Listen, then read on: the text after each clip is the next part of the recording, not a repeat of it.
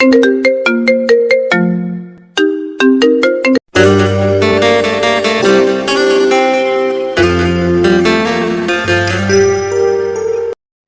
নতুন ভালোবাসার গল্প পেতে আমাদের চ্যানেলটি সাবস্ক্রাইব করে পাশে থাকা বেল আইকনে ক্লিক করুন। ধন্যবাদ।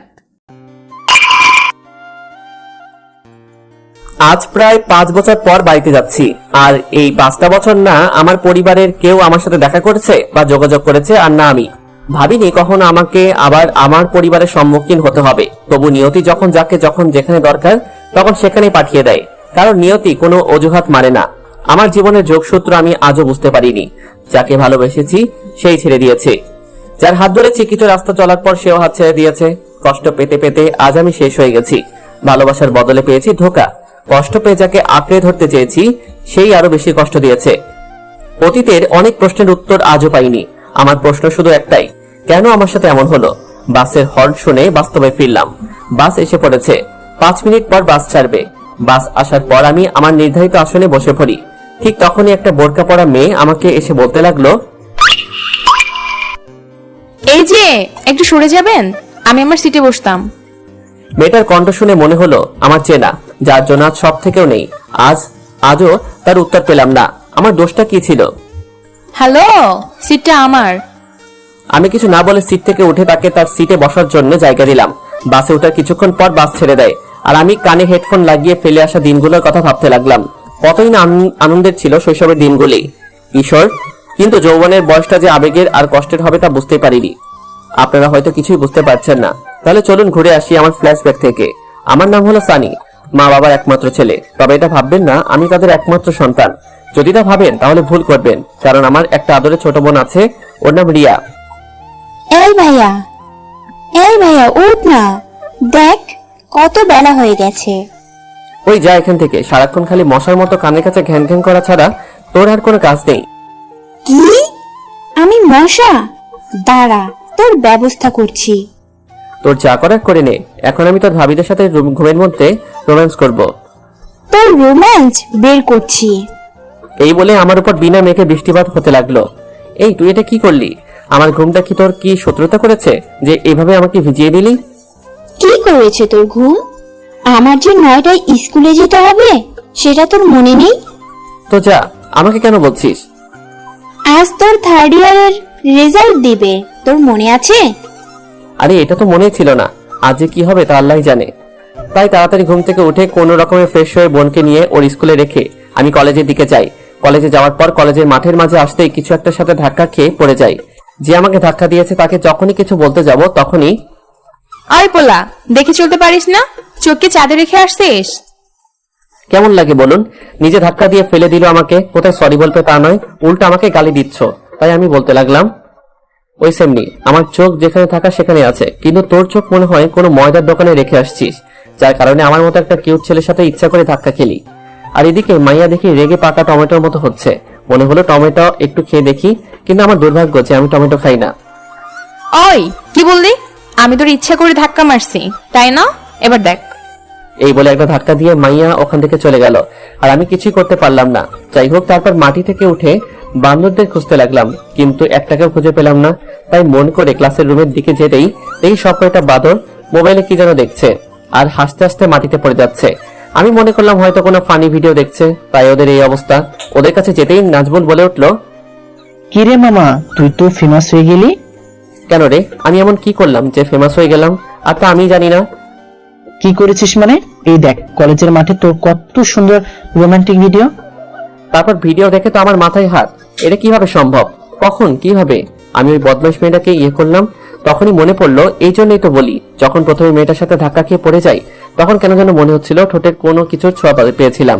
এখন এই ভিডিও বাড়ির কেউ দেখলে আমি শেষ। তাই ওদেরকে বললাম, দোস্ত তোরা ভিডিওটা ডিলিট করে দে, যদি বাড়ির কেউ দেখে তো আমি শেষ। এইসব আমাদের বলে লাভ নেই, এই ভিডিও কলেজের সবার কাছে লাইভ টেলিকাস্ট হয়েছে। কি বলছিস? ঠিকই বলছি, তোর ভাগ্যটা আজ বেশি ভালো, কারণ আমাদের মধ্যে শুধু তুই পরীক্ষায় পাশ করেছিস।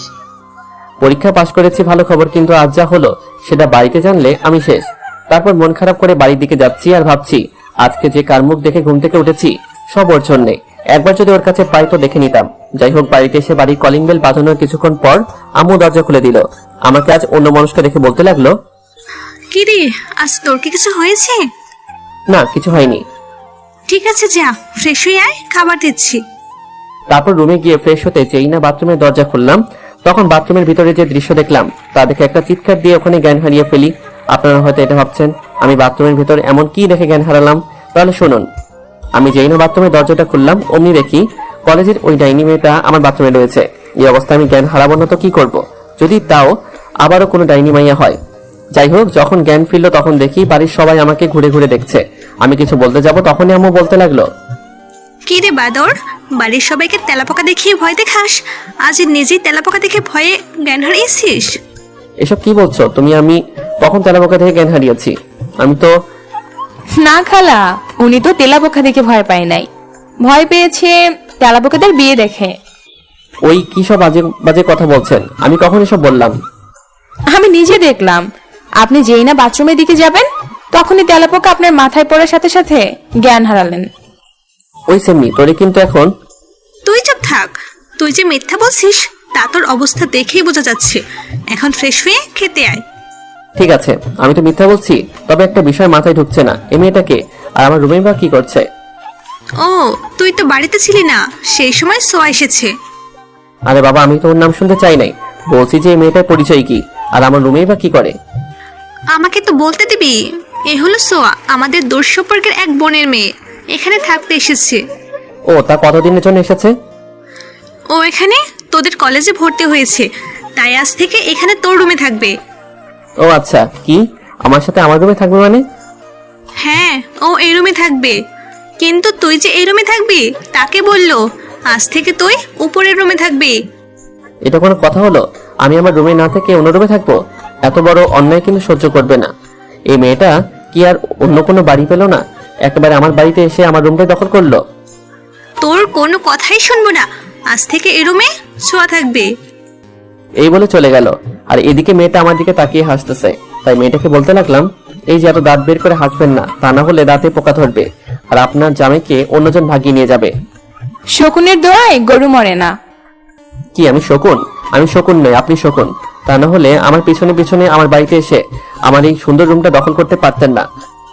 যে যাই বলুক, রুমটা খুব পছন্দ হয়েছে। হাই খোদা, তুমি মোর ঘর সহ উপর তুইলা নাও, যাতে এই ডাইনি মেয়েটা আমার ঘরে না থাকতে পারে। এই যে, কিছু কি আমাকে বললেন? এই মেয়েটার কান নাকি অন্য কিছু, যে মনের কথা শুনতে পারে নাকি? কই কিছু বলি নাই তো, তবে এখন বলবো। দেখুন, আমার রুমে থাকবেন ভালো কথা, তবে আমার রুমের কোনো কিছুতে হাত দিবেন না। সেটা পরে দেখা যাবে, কেবল তো রুমে ঢুকছি, পরেটা না হয় পরেই দেখা যাবে। দেখ, এসব ফালতু বদমেজাজি মেয়ে যে কোথা থেকে আসে। ওই, আপনি এখন জানতো, আপনার ফালতু কথা শোনার টাইম নেই এখন। যাচ্ছি, তবে যেটা বললাম সেটা যেন মনে থাকে। তারপর আমি উপরের রুমে এসে ফ্রেশ হয়ে খেয়ে বাইরে গেলাম বন্ধুদের সাথে আড্ডা দিতে। ওদের কাছে যেতেই রাফি বলতে লাগলো, কিরে, আজ এত তাড়াতাড়ি এখানে কেন? কেন আসতে পারি না নাকি? সেটা কখন করলাম? তুই তো এত তাড়াতাড়ি এখানে আসিস না, তাই বললাম আর কি। কি করবো রে ভাই, সবই কপাল, বুঝলি? কেন, কি হয়েছে? কি হয় না সেটা বল। কি হয়েছে সেটা তো বল। তাহলে শোন কি হয়েছে। এরপর ওদের সবকিছু বলতে ওরা হাসতে শুরু করে। বলিস কি রে মামু, শেষ পর্যন্ত মেয়েটা তোর খালাতো বোন বের হলো আর প্রথম দিনেই তোর রুম দখল করেছে? তাহলে আর বলছি কি, একবার ভাব মেয়েরা সাহস কত। আরে ভাই, রাগ করিস না, কেবল তো তোর রুমটা দখল করেছে, 2 দিন পর দেখবি মনের ভিতরে যে ঘরটা আছে সেটাও দখল করবে। মানে কি বলছিস? আমি তো কিছুই বুঝতেছি না। আরে মামা, রাফি বলল মেয়েটার তুই তোরা দুজন তলে তলে প্রেম সাগরের পানি খাবি। No chance. যদি পারিস তোরা ওই মেয়ের প্রেমে পড়, আমি ওই মেয়ের প্রেমে পড়ে অকালে আমার ভবিষ্যৎ মেয়ের মাকে বিধবা করতে পারবো না। দেখিস পরে নিজের কথা থেকে পাল্টি খাস না যেন। সেটা সম্ভব নয়, বুঝলি? এখন ওসব কথা রাখ, আর এটা বল তোদের খবর কি। তারপর ওদের সাথে আড্ডা দিয়ে রাত 9টার দিকে বাড়িতে আসি।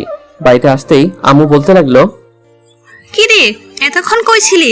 বাড়ি থেকে বের হলে কি তুই বাড়ির কথা ভুলে যাস? এটা তুমি বলতে পারলে? আমি যখনই বাড়ি থেকে বাহিরে যাই সব সময় তোমাদের কথা মনে পড়ে। তোর ওইসব চাপাবাজি বন্ধ কর, অনেক শুনেছি তোর এইসব কথা। বাড়ির কাজ করতে করতে আমার কোমর ব্যথা ধরে গেল। তোমাকে কতদিন বলেছি একটা কাজের লোক রাখো, কিন্তু না। কাজের লোক রেখে কি হবে? ও একটু কাজে হাতে হাত লাগাবে, কিন্তু আমার সাথে সারাদিন কে কথা বলবে? না, ব্যাপারটা দেখছি অন্যদিকে যাচ্ছে। কথার প্রসঙ্গটা পাল্টাতে হবে দেখছি। ঠিক আছে আম্মু, এখন থেকে তোমার সব কথা শুনবো, তার আগে খেতে দাও, খুব ক্ষুধা লাগিয়েছে। তোর কথার কোনো বিশ্বাস নেই। তোকে বলেই বা কি হবে? আমি তোদের কি হই? যা ফ্রেশ হয়ে আয়, আমি খাবার দিচ্ছি। তারপর আমি ফ্রেশ হয়ে খেতে বসতেই আম্মু বলতে লাগলো, শোন বাবা, কাল থেকে তুই সোয়াকে সাথে করে তোদের কলেজে নিয়ে আসবি। এই কথা শুনতেই ভাত আমার গলায় আটকে গেল। কোনো রকমের পানি খেয়ে আমি বলতে লাগলাম, তুমি তো জানো আমি আমার বন্ধুদের সাথে যাই, সেখানে ওনাকে মানে ওকে আমি কি করে নিয়ে যাব? আমি কোনো কিছু শুনতে চাই না, যেটা বলেছি সেটাই ফাইনাল। কি আর করব, এক বালতি রাগ নিয়ে রুমে এসে ঘুমিয়ে পড়লাম। পরের দিন ঘুম ভাঙলো একটা দুঃস্বপ্ন দেখে। স্বপ্নে দেখি ছোঁয়া আমাকে নদীর পানিতে আমাকে উঠাচ্ছে আর চুবাচ্ছে, যার ফলে আমি শ্বাস নিতে পারছি না। যখন ঘুম ভাঙলো তখন দেখি সত্যি আমি পানিতে পুরোপুরি ভিজে আছি, আর আমাকে ভিজিয়ে ছোঁয়া হাসতে শুরু করেছে। আমি রাগী লুক নিয়ে ছোঁয়ার দিকে তাকিয়ে বললাম, ওই আপনি আমাকে এভাবে ভিজিয়ে দিলেন কেন? ভিজিয়ে দিলাম কেন মানে? আমি আপনাকে ডাকতে আসলাম, কিন্তু আপনি ঘুমের মধ্যেই আমাকে জড়িয়ে ধরেছিলেন, তাই আপনাকে পানিতে ভিজিয়ে দিয়েছি। কি, আপনাকে আমি ঘুমের মধ্যে জড়িয়ে ধরেছি? এত বড় মিথ্যা কথা! আমি কি তাহলে মিথ্যা কথা বলছি? অবশ্য ধরবেন বা কেন, আপনার যা স্বভাব। ওই আপনাকে কে আমাকে ঘুম থেকে তুলতে বলেছে? যত সব ফালতু মেয়ে কোথাকার, সাত সকালে আমার ঘুমটা ভেঙে দিল। জান তো এখান থেকে। ওই মিয়া, আপনার তো সাহস কম না, আমাকে জান বলে ডাকছেন? আরে খালাম্মা, আমি আপনাকে চলে যেতে বললাম, আর আপনি তার উল্টোটা ভাবছেন। ঠিক আছে ঠিক আছে, তাড়াতাড়ি আসুন, আমাকে আবার কলেজ যেতে হবে। এই বলে ছোঁয়া চলে যায়। তারপর আমি বাথরুমে গিয়ে ফ্রেশ হয়ে এসে দেখি বিছানার উপর আমার একটা প্রিয় টি শার্ট রাখা। এটা পুরনো কারো কথা মনে করিয়ে দিল, কিন্তু এটা এখানে রাখলো কে? এতদিন তো কেউ আমার জন্য কোনো কাপড় এভাবে রাখতো না। যাই হোক, টি শার্টটা আমি আলমারিতে তুলে রাখি আর অন্য একটা টি শার্ট পরে নিচে আসি। তারপর খাবার খেয়ে রিয়া আর ছোঁয়াকে নিয়ে কলেজের দিকে রওনা হই। বোনকে ওর স্কুলে রেখে আমি আর ছোঁয়া একসাথে কলেজে যাই। কলেজে আমাকে আর ছোঁয়াকে একসাথে দেখে বান্দরগুলো আমাকে পচাতে লাগলো। তারপর থেকে ছোঁয়া আর আমি প্রতিদিন একসাথে কলেজে যাই আর আসি, যার ফলে আমার আর ছোঁয়ার মধ্যে খুব ভালো বন্ধুত্ব হয়। বয়ফ্রেন্ড যদি কোনো ভুল করে তাহলে গার্লফ্রেন্ড যেমন শাসন করে, ঠিক তেমনি ছোঁয়াও আমাকে তেমন শাসন করত। যদি কোনো মেয়ের সাথে আমাকে দেখে তো হয়ে গেল, আমাদের এমন ব্যবহার দেখলে যে কেউ মনে করবে আমরা একে অপরকে ভালোবাসি, কিন্তু আমরা দুজন তো এটা জানি যে আমরা শুধু খুব ভালো ফ্রেন্ড। একদিন ছোঁয়া আর আমি কলেজ থেকে বাড়িতে যাচ্ছিলাম, তখনই কে যেন আমার নাম ধরে ডাকছে। কে ডাকছে তা দেখার জন্য পিছনে ঘুরতে দেখি আমার স্কুল লাইফের ফ্রেন্ড মিম আমার সামনে আসলো। ওকে কিছু বলতে যাব, তখনই ও বলতে লাগলো, কি রে, তুই কি বয়রা হয়েছিস? সেই কখন থেকে ডেকেই চলছি। সরি দোস্ত, রাগ করিস না, আমি বুঝতে পারি নাই যে তুই আমাকে ডাকছিস। তা শুনতে পাবি কিভাবে? পাশে এত সুন্দর একটা মেয়ে থাকলে যে কেউ বয়রা কেন, অন্ধও হতে পারে। ওই হারামি, চুপ করবি? একে তো অনেক বছর পর দেখা হলো, কোথায় একটু মিষ্টি মিষ্টি কথা বলবি, তা নয় রাগ দেখাচ্ছে। ওই, আমি রাগ দেখাচ্ছি নাকি? না না, রাগলে তোকে আমার বউ বউ লাগে, তুই রাগাতেই পারিস। শালা হারামি, আমি তোর বউ লাগি, দেখ এবার তোর কি হাল করি। এই বলে আমাকে মারতে শুরু করলো, আর এদিকে আমি ছোঁয়ার দিকে তাকিয়ে দেখি রাগে ওর চোখ লাল হয়ে আছে। পরিস্থিতি সামলে নিতে আমি মিমের কাছে হার মেনে নেই। উফ লাগছে দোস্ত, আর মারিস না, যদি আমাকে মারিস তাহলে আমি আর আমার ভবিষ্যৎ বউকে দেখতে পারবো না। যা, তোকে আজকের মতো ছেড়ে দিলাম, এবার বল কেমন আছিস? এতক্ষণ মেরে যে অবস্থা করলি, এতে কেউ ভালো থাকতে পারে নাকি? ও তাই, আমার মায়ের কারণে ভালো যখন নেই তখন তোকে আবার ভালো করব। আয়। এই বলে মিম আমার দিকে আসতে লাগলো। কিরে, তুই আমার দিকে তোর ওই গন্ডি লোক নিয়ে আসছিস কেন? একটা কথা তো জানিস, বিষ দ্বারাই বিষকে নষ্ট করতে হয়, তাই। থাক, আমি বুঝতে পারছি তুই কি করতে যাচ্ছিস। আমি তো এমনিতেই মজা করে বললাম, আর হ্যাঁ, আমি খুব ভালো আছি। আর আমিও তোর সাথে মজা করলাম। তা এখন তুই কোন ইয়ারে পড়ছিস? অনার্স লাস্ট ইয়ারে পড়ছি। তা হঠাৎ এখানে যে তুই? আমি তো শুনেছিলাম তুই দেশের বাইরে গেছিলি। হ্যাঁ, তা গেছিলাম, কাল রাতে দেশে ফিরেছি। ও, খুব ভালো করেছিস। তবে একটা কথা, তোকে দেখে কেউ মনে করবে না তুই বিদেশে ছিলি। কেন? আমি বিদেশে ছিলাম তা কেন মনে করবো না? না মানে তুই আগেও যেমন ছিলি আর এখনো তেমন। দেখ, বিদেশে পড়ছি বলে কি নিজের দেশের ঐতিহ্যকে ভুলে যাব আর ওদের দেশের ঐতিহ্যকে নিজের করে নেব কেন? আচ্ছা, তোর ভাষণ বন্ধ কর। তারপর মিমের সাথে আরো একটা অনেক কথা বলে বাড়িতে চলে আসি। কিন্তু আসার পথে ছোঁয়া আজকে একটা কথা বলে নাই। বাড়িতে আসার পরেও আমার সাথে কোনো কথা বলে নাই। ও আমার সাথে কথা বলছে না দেখে ভাবলাম হয়তো কোনো কারণে আমার উপর রাগ করেছে, তাই হয়তো আমার সাথে কথা বলছে না। ভাবলাম এখন ওর সাথে কিভাবে কথা বলি, অনেক ভেবেও কোনো বুদ্ধি মাথায় এলো না। তাই ভাবলাম যখন রাতে ছোঁয়া ছাদে যাবে তখন ওর সাথে কথা বলবো। রাতে খাবার খাওয়ার পর আমি ছাদে চলে যাই। ছাদে দাঁড়িয়ে আছি আর একজনের কথা খুব মনে পড়ছে। সে যদি থাকতো তাহলে কতই না ভালো হতো, কিন্তু সে আমার সাথে বিশ্বাসঘাতকতা করেছে। আমি যে আজও তাকে ভুলতে পারিনি। এই সব ভাবতে ভাবতে চোখের কোণে পানি চলে এলো। অনেকক্ষণ ছাদে দাঁড়িয়ে আছি কিন্তু ছোঁয়া আসছে না। যখন চলে যাব ঠিক তখনই দেখি ছোঁয়া ছাদে আসছে, আর ওর চোখ দুটো এখনো খুব লাল হয়ে আছে, যা দেখে মনে হচ্ছে ও হয়তো অনেক কেঁদেছে, কিন্তু এটা বুঝলাম না ও কি জন্য কাঁদছে। যাই হোক, ছোঁয়া যখন আমাকে ছাদে দেখলো তখনই চলে যেতে ধরলো, আর আমিও অমনি ওর একটা হাত টেনে ধরি। এতে ছোঁয়া রেগে যায়। কি ব্যাপার, আপনি আমার হাত ধরছেন কোন সাহসে? তুমি আমাকে আপনি করে কেন বলছো? আর তোমার হাত কি আমি ধরতে পারি না? সেটা আপনাকে বলতে বাধ্য নই। আমি কাকে কি ডাকবো, আর একটা কথা মনে রাখবেন, এভাবে বিনা অনুমতিতে আমার হাত ধরার সাহস দেখাবেন না। আমি ওর কথা শুনে মনে খুব কষ্ট পাই। আগে যখন ওর হাত ধরেছি ও কিছুই বলে নাই। মনে কষ্ট চাপা রেখে ওকে বললাম, তোমাকে সরি, আপনাকে একটা কথা বলতে পারি কি? যা বলার তাড়াতাড়ি বলেন, আমি ঘুমাতে যাব। ও আপনার আজকে খুব ঘুম পাচ্ছে? তবে চিন্তা করবেন না, একটা কথাই জানতে চাই, আজকে কলেজ থেকে ফেরার পর থেকে আপনার এমন কি হয়েছে যে আপনি আমার সাথে ভালোভাবে কথা বলছেন না? তোর সাথে কিসের ভালোভাবে কথা বলতে হবে? হ্যাঁ, জানা তোর সুন্দরী বান্ধবীর কাছে, যার সাথে মিষ্টি মিষ্টি কথা বলতে পারবি, তাদের গায়ে হাত দিতে পারবি। ছোঁয়া, এসব কি বলছো? ও আমার ফ্রেন্ড, আর ফ্রেন্ডের সাথে কি কথা বলতে পারবো না নাকি? কেন কেন তুই অন্য মেয়ের সাথে কথা বলবি? জানিস তুই যখন অন্য মেয়ের সাথে কথা বলিস আমার কতটা খারাপ লাগে। এমন মনে হয় আমি আমার সবচাইতে দামি জিনিসটাকে হারিয়ে ফেলছি। মানে কি এসব কথা? আমি তো কিছুই বুঝতে পারছি না। তোকে কিভাবে বোঝাবো আমি তোকে ভালোবাসি? আমি ওর কথা শুনে স্তব্ধ হয়ে গেলাম। কি বলছে এসব? আমি আর কোনো মায়ায় জড়াতে চাই না আর কারো ছলনার শিকার হতে। আমি নিজেকে সামলে নিয়ে বললাম, দেখো ছোঁয়া, তুমি এখন অনেক ছোট, আর তুমি যাকে ভালোবাসো বলছো সেটা ভালোবাসা না, এটা ক্ষণিকের মোহ, যেটা একসময় কেটে যাবে। একসময় মনে হবে আমি তোমার জীবনে ভুল। আমি আর কোনো মা। তুমি কি বলতে চাচ্ছিলে? কিসের মা? বাদ দাও ওইসব। তুমি জীবনে আমার চেয়ে ভালো ছেলে পাবে। আমার তোমার চেয়ে ভালো ছেলের দরকার নাই। তোমার কি দরকার? আমার শুধু তোকে দরকার, আর তা যে কোনো মূল্যেই হোক না কেন। হয়তো তুমি আমার কথা বুঝতে পারো নাই, নয়তো আমি তোমাকে বোঝাতে পারি নাই। কেন বুঝতে পারছো না?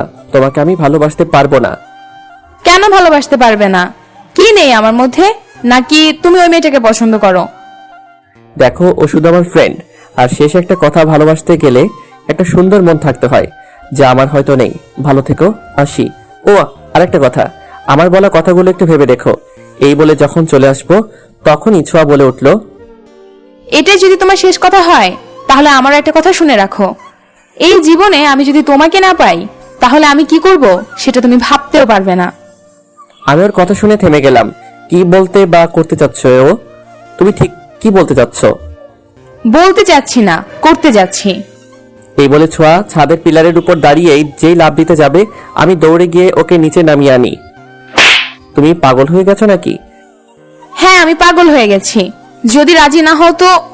ঠিক আছে, তোমাকে কিছু করতে হবে না। আমাকে আজকে রাতটা আমাকে ভাবতে দাও। ঠিক আছে, আজকে রাতে কেন? দরকার হলে যত ইচ্ছা তত সময় নাও, কিন্তু উত্তর হ্যাঁ ছাড়া অন্য কিছু যেন না হয়। তারপর আমি ওখান থেকে নিজের রুমে এসে ভাবতে লাগলাম কি করা যায়। আবার কেন এক নতুন মায়ায় আমি জড়াতে যাচ্ছি? এই মায়া আমাকে শুধু কষ্ট দেয়, তাই আর কোনো মায়ায় জড়াবো না। অনেক ভেবে একটাই উপায় পেলাম, ওকে ওর পাগলামো থেকে বের করে আনতে ছোঁয়ার প্রস্তাবে রাজি হতে হবে। আর ততক্ষণ পর্যন্ত ভালোবাসার নাটক করতে হবে, যতক্ষণ না ছোঁয়া ওর মোহ থেকে বের হয়ে আসছে। পরের দিন আমি ঘুম থেকে উঠে ফ্রেশ হয়ে খাবার টেবিলে গিয়ে দেখি ছোঁয়া আর রিয়া খেতে বসেছে, তবে কেউ কোনো কথা বলছে না। কিরে বুড়ি, কি খাচ্ছিস? দেখতেই তো পাচ্ছিস আমরা কি খাচ্ছি। তা তো দেখতেই পাচ্ছি, এমনিতেই শুনতে চাইলাম, আর তুই রাগ দেখাচ্ছিস। এখানে কে কার উপর রাগ দেখাচ্ছে? কেউ না আম্মু। তা আজকে আব্বুকে দেখছি না তো খাবার টেবিলে। তোর আব্বু আজকে একটু তাড়াতাড়ি অফিসে চলে গেছে। ও ঠিক আছে, আমাকে খেতে দাও, খুব খিদে লেগেছে। ঠিক আছে বসে পড়, আমি খাবার দিচ্ছি। তারপর খাবার খেয়ে ওদের দুজনকে নিয়ে বের হলাম, কিন্তু আজকে কেউ কোনো কথা বলছে না। অন্যদিন হলে ওদের দুজনের কথা শুনতে শুনতে কান ব্যথা করতে শুরু করতো। তাই আজকে আমি ওদের বললাম, কি রে তোরা আজকে দুজনের মুখে কি তালা মেরে রেখেছিস? করি না তো। তোর কেন এমন মনে হলো? এমনি বললাম আর কি, অন্যদিন তো তোদের থামানো যেত না। কিছু না, এমনিতেই। ও আচ্ছা। তারপর বোনকে ওর স্কুলে দিয়ে আমি আর ছোঁয়া একসাথে হেঁটে কলেজের দিকে যাচ্ছি। তখনই ছোঁয়া বলে উঠলো, তা কি সিদ্ধান্ত নিলে তুমি? অনেক ভেবে দেখলাম তোমার প্রস্তাবে রাজি হয়ে যাই। তবে আমি তোমাকে একটা কথা বলি। তুমি আমার কথায় রাজি আছো, এটাই অনেক আমার কাছে। কি জানতে চাও বলো। কখনো আমাকে ছেড়ে যাবে না তো? যতদিন বেঁচে থাকবো আমি শুধু তোমারই থাকবো। যতক্ষণ না মৃত্যু আমাকে তোমার থেকে আলাদা করছে, ততক্ষণ পর্যন্ত আমি তোমাকে ছাড়া অন্য কাউকে ভালোবাসবো না, বিয়ে করব না। সত্যি তো? কখনো আমাকে ছেড়ে যাবে না?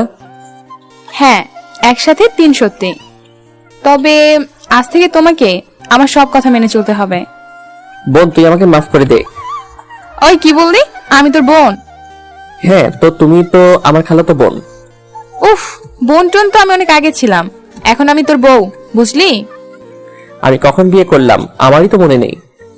কেন? আমি এখন তোর হবু বউ তো। তুই এখন একটু দয়া করে চুপ করে থাক, আর আমার কথাগুলো ভালো করে শুনতে থাক, আর তারপর না হয় ভেবে দেখ। এখন শোন আমার কথাগুলো, আজ থেকে সিগারেট খাওয়া বন্ধ। তোর এই বন্ধু বান্ধবগুলোর সাথে একদম মিশতে পারবি না, রাস্তায় কোনো মেয়ের দিকে তাকাতে পারবি না, 5 ওয়াক্ত নামাজ পড়তে হবে। আর আমি যখন রাগ অভিমান করব, তখন তোকে তা ভাঙাতে হবে। কিভাবে কি করবে আমি জানি না। কথাগুলো মনে থাকবে তো? ওই কি হলো, কথা বলছিস না কেন? আমার কথা কি তোর কানে ঢুকছে না, নাকি এক কান দিয়ে ঢুকিয়ে অন্য কান দিয়ে বের করে দিয়েছিস? কি হলো, কথা বলছিস না কেন? আমার কিন্তু রাগ হচ্ছে। তুমি তো আমাকে চুপ করে থাকতে বললে। হায় খুদা, এই কাকে আমি ভালোবাসি? আমি চুপ করতে বলছি তো একদম চুপ করে থাকবি। কাকে আবার তুমি আমাকে ভালোবাসো? তোকে ভালোবাসাটাই আমার সবচেয়ে ভুল হয়েছে। এই তো ইন্টেলিজেন্ট গার্ল, একদিনে বুঝে গেছো তুমি ভুল মানুষকে ভালোবাসতে চলেছিলে। তাই একটা কথা বলি, কি? এক কাজ করো, আমার সাথে ব্রেকআপ করে আমার থেকে ভালো ছেলের সাথে প্রেম করো। না না, এটা হচ্ছে না সোনা। অনেক কষ্টে তোমাকে আমি রাজি করিয়েছি। এখন যদি তোমাকে আমি ছেড়ে দেই, তাহলে সারা জীবন আমি কাকে জ্বালিয়ে খাবো? কাকে আবার? তোমার বরকে জ্বালাবে। ও তাই নাকি? হ্যাঁ। তাহলে অল্প একটু আগে কে যেন বললো ব্রেকআপের কথা? আরে আমিই তো বলেছি, যাতে তুমি কোনো ভালো ছেলেকে বিয়ে করে তার জীবনটা তেনা তেনা করে দিতে পারো। আমিও তো সেটাই করতে চাই। ওকে, তাহলে আজ থেকে ব্রেকআপ, কেমন? আরে আমাদের রিলেশনে তো একদিনও হয় নাই, আর তুমি বলছো এখনই ব্রেকআপ? তুমি এত বোকা কেন বলো তো? শুভ কাজে দেরি করতে নেই, এটা তুমি জানো না? দেখছো, আমি তো এটা জানতামই না। ঠিকই তো বলছো, শুভ কাজে দেরি করতে নেই। তাহলে আমি দেরি করছি কেন? আমিও তো সেটাই তোমাকে বলছি। তাহলে আজকেই আমাদের রিলেশনের শুরু, আর আজকেই শেষ। তাই? হ্যাঁ, আর দেখবে আমাদের এই লাভ স্টোরি একটা ইতিহাস হয়ে থাকবে।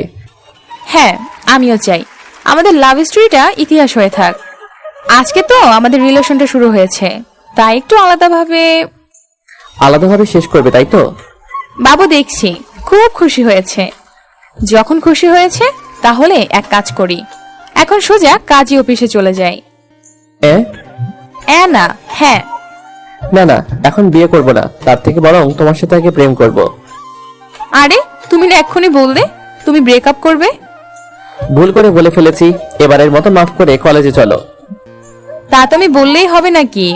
তুমি যখন কাজী অফিসে যাবে না, তখন এক কাজ করি, কলেজে না গিয়ে সোজা বাড়িতে যাই। কেন, ক্লাস করবে না? না, বাড়িতে খুব গুরুত্বপূর্ণ একটা কাজ আছে। ও আচ্ছা, তা কি কাজ আছে বলা যাবে কি? হ্যাঁ, শুনতেই পারো। বাড়িতে গিয়ে খালা আর খালুকে বলবো আমরা একে অপরকে খুব ভালোবাসি, তাই তারা যেন আমাদের বিয়ে দিয়ে দেন। এসব তুমি কি বলছো? আমাকে কি অকালে বিধবা থুকু আমার বউকে বিধবা করতে চাও? ওই একদম বাজে কথা বলবি না। তুই যে আমাকে ভালোবাসিস না তা আমি জানি, তাই তোকে এখন আমি বিয়ে করব। আরে না, আমি তোমাকে খুব ভালোবাসি অনেক আগে থেকে। তোমাকে একটু পরীক্ষা করে দেখলাম। আমার বিশ্বাস হয় না। সত্যি বলছি। তাহলে এখন আমাকে জড়িয়ে ধরো, তাহলে মানবো। হঠাৎ বাসটা ব্রেক করলো আর আমার ঘুম ভেঙে গেল। আর ফিরে এলাম অতীতের ভাবনা থেকে। বোরকা পরা মেয়েটা আমার কাঁধে মাথা রেখে ঘুমিয়ে আছে। বাস থামতেই সেও জেগে উঠলো। তখন কন্ট্রাক্টর বলল, বাস এখানে 20 মিনিটের জন্য থামবে, যার যা প্রয়োজন নিয়ে নিন। বোরকা পরা মেয়েটাকে আমার কেমন চেনা চেনা মনে হলো। বাস থামতেই মেয়েটা নিচে নামলো, আমিও নামলাম। নেমে দেখি মেয়েটা দোকান থেকে কিছু কিনলো। আমারও খিদে পেয়েছিল, তাই আমিও কিনলাম।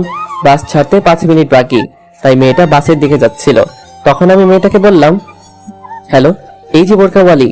মেয়েটা পিছনে তাকালো আর বলল, আমাকে ডাকছেন? হ্যাঁ। কেন? আসলে আপনাকে কেমন যেন চেনা চেনা মনে হচ্ছে। সব ছেলেরাই এইরকম বলে, মেয়ে পটানোর চেষ্টা করে। আরে আমি ওই রকম নই। আপনি আমার মুখ দেখেননি, তাহলে কেমন করে আমাকে চেনা চেনা মনে হয়? আপনার কণ্ঠটা আমার কাছে শুনে মনে হলো ঠিক ছো। যখনই কথাটা বলি মেয়েটা কেমন যেন ভয় পেয়ে গেল আর সাথে সাথে বাসে উঠে গেল। তারপর আমিও বাসে উঠে দেখি মেয়েটা মুখ থেকে কাপড় সরিয়ে পানি খাচ্ছে। কিন্তু মেয়েটা আমাকে দেখেনি। সেই চেনা মুখ, সে ভেবেছে আমি তাকে চিনতে পারবো না। কিন্তু সে জানে না সে যখন বাসে উঠেছে তখন থেকে আমি বুঝতে পেরেছি তুমি কে। নিখুঁত অভিনয় তোমার, সেদিন বুঝতে পারিনি, কিন্তু আজ বুঝতে পেরেছি। তোমার এই অভিনয়ের জন্য আজ আমার সব থেকেও কিছু নেই। আমি চাইলে আমিও প্রতিশোধ নিতে পারতাম, কিন্তু নেইনি। কারণ কিছু প্রতিশোধ সময়ের উপর ছেড়ে দিতে হয়। সময় একদিন ঠিকই প্রতিশোধ নিবে। আমি গিয়ে সিটে বসলাম আর সেই দিনের কথা ভাবতে লাগলাম, যেদিন ছোঁয়া আমাকে প্রথম জড়িয়ে ধরেছিল। আর পাগলামিগুলো মনে মনেই হেসে উঠলাম। আজও প্রশ্ন রয়ে গেছে, সেটা ভালোবাসা ছিল না অন্য কিছু। আজও মনে আছে সেই দিনটা। আমি যখন বাসের মেয়েটার দিকে তাকালাম ঠিক তখনই সে বলল, দেখুন, লাইন মারার একদম চেষ্টা করবেন না, আমি বিবাহিতা। কথাটা শুনে আমি মুচকি হাসলাম আর বাইরের প্রকৃতি দেখতে লাগলাম। সূর্য এখন পশ্চিম আকাশে ঢলে পড়ছে। কয়েক ঘন্টা পরেই সে অস্ত যাবে আর রাতে আসবে, যেটা আমার জন্য কষ্টের। জানালা দিয়ে দেখছি সবকিছু কেমন যেন পিছনের দিকে যাচ্ছে আর বাস সবকিছু ফেলে সামনের দিকে এগিয়ে যাচ্ছে। যে মেয়েটা বোরকা পরে আমার পাশে বসে আছে সে ভেবেছে আমি তাকে চিনতে পারবো না। আমি তার ধারণাটাই ঠিক রাখতে চাই। সে স্বামী সংসার নিয়ে সুখে আছে, থাক না। আমি আর তার মাঝে ঢুকতে চাই না। আমি না হয় অতীত নিয়ে থাকি। আজ থেকে 5 বছর আগে যখন ছোঁয়া আমার জীবনে এসে আবারও ভালোবাসতে শিখিয়েছিল, আবার বাঁচতে শিখিয়েছিল, তখন এটা ভাবিনি যে আমার জীবন এভাবে পাল্টে যাবে। চলুন আবার অতীতে ফিরে যাই। ওই একদম বাজে কথা বলবি না। তুই যে আমাকে ভালোবাসিস না তা আমি জানি, তাই তোকে এখন আমি বিয়ে করব। আরে না, আমি তোমাকে খুব ভালোবাসি অনেক আগে থেকে। তোমাকে একটু পরীক্ষা করে দেখলাম। আমার বিশ্বাস হয় না। সত্যি বলছি। তাহলে এখন আমাকে জড়িয়ে ধরো, তাহলে মানবো। কি আর করা, বাধ্য হয়ে ওর শর্ত মানতে হলো। সেই সাথে ওর মাথা থেকে বিয়ের ভূত নামিয়ে ওর সাথে কথা বলতে বলতে কলেজে চলে আসলাম। ছোঁয়া ওর ক্লাসে চলে গেল আর আমি বন্ধুদের কাছে গেলাম। ওদের কাছে যেতেই রাফি আমার দিকে তাকিয়ে বলে উঠল, জানিস নাজমুল, আজকাল দেখি লিপস্টিকের দাম মনে হয় কমে গেছে। কি বলছিস তুই মামা? লিপস্টিকের দাম কমলে আমাকে আর আমার বাবার পকেট মারতে হবে না, কিন্তু তুই হঠাৎ করে কেন বললি যে লিপস্টিকের দাম কমে গেছে? তুই কি কারোর জন্য কিনেছিস নাকি? আরে ভাই, আমি কেন কিনতে যাব? দেখছিস না, যারা লিপস্টিক নামক বস্তুর সাথে আশেপাশে যায় না, তাদের শার্টেও এখন লিপস্টিক লেগে থাকে। আরে শালা, লিপস্টিকের কাছে কেন? মেয়েদের কাছে গেলেও তো লাগতে পারে ফ্রিতে। ওই তোরা লিপস্টিক নিয়ে গবেষণা করছিস নাকি? আমি তো তোদের কথা কিছুই বুঝতে পারছি না। হ্যাঁ, আমিও তো কিছুই বুঝতেছি না। আমি তো রাফির কথাই টান মিলাচ্ছি শুধু। শালা, তুই অন্ধ নাকি? দেখতে পাচ্ছিস না আমাদের প্রিয় সিঙ্গেল ভাই শানির সাথে কত সুন্দর করে ঠোঁটের লিপস্টিক মার্ক রয়েছে? আরে শালা, আমি তো আগে দেখি না এটা। তুই দেখবি কি করে? তুই তো কানা। এসব দেখতে গেলে ফরমালিন মুক্ত চোখ থাকতে হয় রে পাগলা, যা সবার থাকে না। হ্যাঁ, আমি তো ভুলে গেছিলাম, তোর চোখ তো আর সাধারণ চোখ নয়, একেবারে খাঁটি লুইচার চোখ। ওই বেটা, আমাকে লুচ্চা বলবি না। আমার মতো একটা ভালো ছেলে আমাদের কলেজে কেন, এ দেশেও আর একটা খুঁজে পাবি না। ওই তোরা দুই মানিক জোড়াই খুব ভালো, একমাত্র আমি লুচ্চা। তাও একটু চুপ করে থাক না ভাই, আর আমাকে একটু ভাবতে দে, এ দাগ কোথায় থেকে লাগলো। খুব সহজেই আমি বলে দিতে পারি কোথায় থেকে লেগেছে। ও তাই নাকি? তাহলে বলে দে দেখি কোথায় থেকে আর কিভাবে লেগেছে। কিভাবে আবার? ছোঁয়া ভাবির কাছ থেকেই লেগেছে। ধ্যাৎ, কি যে বলিস! তখনই মনে পড়লো, আরে আসার সময় তো ছোঁয়া আমাকে জড়িয়ে ধরেছিল। কোথাও এমনটা নয় তো? তখনই ছোঁয়া ইচ্ছে করে এমনটা করেছে। হ্যাঁ, এটাই হবে। তাই তো বলি, যখন আমাকে ছেড়ে দিল তখন কেন বারবার হাসছিল, আর লোকজন আমাকে কেন ঘুরে ঘুরে দেখছিল। কি লুচ্চা মেয়ে রে বাবা, এইভাবে আমার মান সম্মান একেবারে কালার করে দিল। কিরে, কথা বলিস না কেন? নাকি রোম্যান্সের স্বপ্নের দুনিয়ায় হারিয়ে গেলি? তোর বাজে কথা বন্ধ কর। এবার মনে পড়েছে কিভাবে আমার সাথে এ দাগ লেগেছে। তারপর ওদের শুরু থেকে শেষ পর্যন্ত সব কথা খুলে বলি। তা তো বুঝলাম, কিন্তু তুই যে ওকে বোঝানোর জন্য এখন নাটক করছিস, কিন্তু ও যদি তোকে সত্যি ভালোবেসে থাকে তখন কি করবি? সত্যি তো, যদি এমনটা হয় তাহলে কি করব সেটা তখন দেখা যাবে। তারপর আমরা ক্লাস করে বাড়িতে চলে আসি। এরপর থেকে ছোঁয়া আমার উপর কথায় কথায় রাগ অভিমান করে, আর ওর রাগ অভিমান ভাঙাতে আমার খুব ভালো লাগতো। সব সময় আমাকে শাসন করত, এটা করা যাবে না, ওটা করা যাবে না, আজ এখানে বেড়াতে যাবে, কাল ওখানে যাবে, এই সেই। আর এসবের মাঝে আমি যে কখন ওকে ভালোবেসে ফেলেছি বুঝতেই পারিনি। আর যখন একবার ভালোবেসে ফেলেছি তাহলে ওকে সব সত্যি কথা বলে দিয়ে আমার মনের কথাটা বলবো, কিন্তু কিভাবে বলবো তা বুঝতে পারছি না। তাই নাজমুলের কাছে একটা আইডিয়া চাইতেই ও বলল, তোর জন্মদিন কবে জানো? এই তো ফেব্রুয়ারি মাসের 19 তারিখে। কিন্তু কেন রে, এটা দিয়ে কি করবি? তাহলে এক কাজ কর, ওই দিন তুই ওকে সব সত্যি কথা বলে দিয়ে মাপ চাইবি, আর সেই সাথে তোর মনের মধ্যে ওর জন্য জমে থাকা ভালোবাসা কথা বলে দিবি। প্রথমে হয়তো ও তোকে একটু ভুল বুঝবে, তবে তুই যদি ওকে সত্যি কথাগুলো বলে দিস তাহলে তোকে মাফ করে দিবে, কারণ ও তো তোকে ভালোবাসে, তাই না? হ্যাঁ, তুই ঠিক বলেছিস। আমি ছোঁয়াকে ওই দিন সব সত্যি বলে দিয়ে সবকিছু নতুন করে আবার শুরু করব। তাই কর। তোকে অনেক ধন্যবাদ দোস্ত। ওই হারামি, এটাও জানিস না বন্ধুদের মধ্যে এই ধন্যবাদ কথাটা বেমানান। সরি দোস্ত। তারপর দেখতে দেখতে আমার জন্মদিন চলে আসলো। আজকে রাতটা কেটে গেলে কালকে সকালে ওকে আমি আমার মনের কথা বলবো। এটা ভাবতে কেমন যেন ভালো লাগছে। যাই হোক, রাতে খাবার খেয়ে ঘরে শুতে যাব, তখনই ছোঁয়া আমার কাছে এসে বলল, বাবু, তোমাকে একটা কথা বলবো, কথা দাও তুমি রাখবে? তুমি এভাবে বলছো কেন? বলো, কি বলবে? বলেছিলাম কি, আজ রাত 12টার দিকে একটু আমার রুমে আসতে পারবে? কি বলছো? এত রাতে তোমার রুমে যদি যাই আর তা যদি বাড়ির কেউ দেখে তো বুঝতে পারছো কি হতে পারে। কেউ দেখবে না। কিন্তু কোনো কিন্তু নয়, তোমাকে আসতেই হবে। যদি না আসো তাহলে আমি এটা মনে করব যে তুমি আমাকে একটু ভালোবাসো না। এটা আবার কেমন কথা? আমি তোমার কোনো কথা শুনতে চাই না। তুমি ঠিক সময় আমার রুমে চলে আসবে, এটাই ফাইনাল। বাই। তারপর ছোঁয়া ওর রুমে যায় আর আমি আমার রুমে চলে আসি। এখন আমি ঘড়ির দিকে তাকিয়ে আছি, কখন রাত 12টা বাজবে আর শুরু হবে এক নতুন অধ্যায়। আজ ছোঁয়াকে আমার মনের কথা বলে দেব আর শুরু করব এক নতুন অধ্যায়। কিন্তু এই নতুন অধ্যায় যে আমার জীবন পুরো বদলে দিবে তা আমার জানা ছিল না। শালা সময়ও দেখছে আজকে খুব ঘিরে যাচ্ছে, যেতেই চাচ্ছে না। একদিকে ঘুম পাচ্ছে আর একদিকে মহারানীর হুকুম তালিম হয়েছে। অবশেষে আমার প্রতীক্ষার অবসান ঘটল। ঘড়িতে তাকিয়ে দেখি রাত 12টা বাজতে আরো 5 মিনিট বাকি। তাই নিজের রুম থেকে বের হয়ে খুব সাবধানে ছোঁয়ার রুমের কাছে আসি। ওর রুমে ঢোকার আগে দেখে নিলাম কেউ আবার আমাকে যেন না দেখে, তাহলে আমার এই রাত 12টা আমার জীবনে 12টা বাজিয়ে দিবে। তারপর ওর রুমে ঢুকতেই ছোঁয়া আমাকে পিছন থেকে জড়িয়ে ধরে। প্রথমে একটু ভয় পেল, পরে নিজেকে সামনে নিয়ে বলি, কি করছো? কেউ এভাবে দেখলে আমাদের দুইজনের খুব সমস্যা হবে। কেউ দেখতে পারবে না, আমি দরজা লাগিয়ে দিয়েছি। ঠিক আছে, এবার বলো কি জন্য আমাকে এখানে রেখেছো, তাড়াতাড়ি বলো, আমার খুব ঘুম পাচ্ছে। তা বলবো, কিন্তু আগে তোমার চোখ বন্ধ করো। চোখ আবার কি জন্য বন্ধ করব? বন্ধ করতে বলছি, আগে চোখ বন্ধ করো। তারপর আমি চোখ বন্ধ করি। 1 মিনিট পর চোখ খুলতে বলল। আমি চোখ খুলে যেন আকাশ থেকে পড়লাম। এটা আমি কি দেখছি? নিজেকে সামনে নিয়ে বললাম, এসব কি? তুমি আমার সামনে এসব পড়ে আছো কেন? কেন, তোমার ভালো লাগে নাই? আমি তো আজকে তোমাকে তোমার জন্মদিনে সব থেকে আলাদা 2টা উপহার দিব। একটা এখন দিব আর একটা কাল সকালে দিব, যা তুমি চাইলেও কোনোদিন ভুলতে পারবে না। তুমি যে কি বলো না, কিছুই বুঝতে পারি না। বুঝতে পারছো না? ঠিক আছে, বুঝাচ্ছি। এই বলে ছোঁয়া আমাকে বিছানায় ধাক্কা দিয়ে ফেলে দেয়। আর বাকিটা ইতিহাস। ছোঁয়া, তুমি সত্যি বলেছিলে, এটা ছিল আমার জীবনের সবচেয়ে বড় উপহার, যা আমার জীবন পুরো পাল্টে দিয়েছে। তোমার দ্বিতীয় উপহার, পরের দিন সকালে যখন ঘুম ভাঙলো তখন আমি দেখি বাড়ির সবাই আমার দিকে চোখ লাল করে তাকিয়ে আছে, আর ছোঁয়া শুধু কেঁদেই যাচ্ছে। ওর দিকে তাকিয়ে আমি যেন আকাশ থেকে পড়লাম, কারণ ওর শরীরে অমানসিক অত্যাচারের দাগ লেগে আছে। কিন্তু আমার যতদূর মনে আছে, আমি যখন ওর সাথে রাতে ছিলাম ও তো সম্পূর্ণ ঠিক ছিল। তাহলে আমি ছোঁয়াকে কিছু বলতে যাব, তখনই আব্বু বলে উঠল, ছোঁয়ার সাথে এসব তুই কি করেছিস? আমি আবার কি করেছি ওর সাথে? আর ছোঁয়া, তোমার এই অবস্থা কি করে হলো? উত্তরে ছোঁয়া যা বলল তাতে আমি আকাশ থেকে পড়লাম। আমার এই অবস্থা কি মানে আপনি আমাকে বলছেন?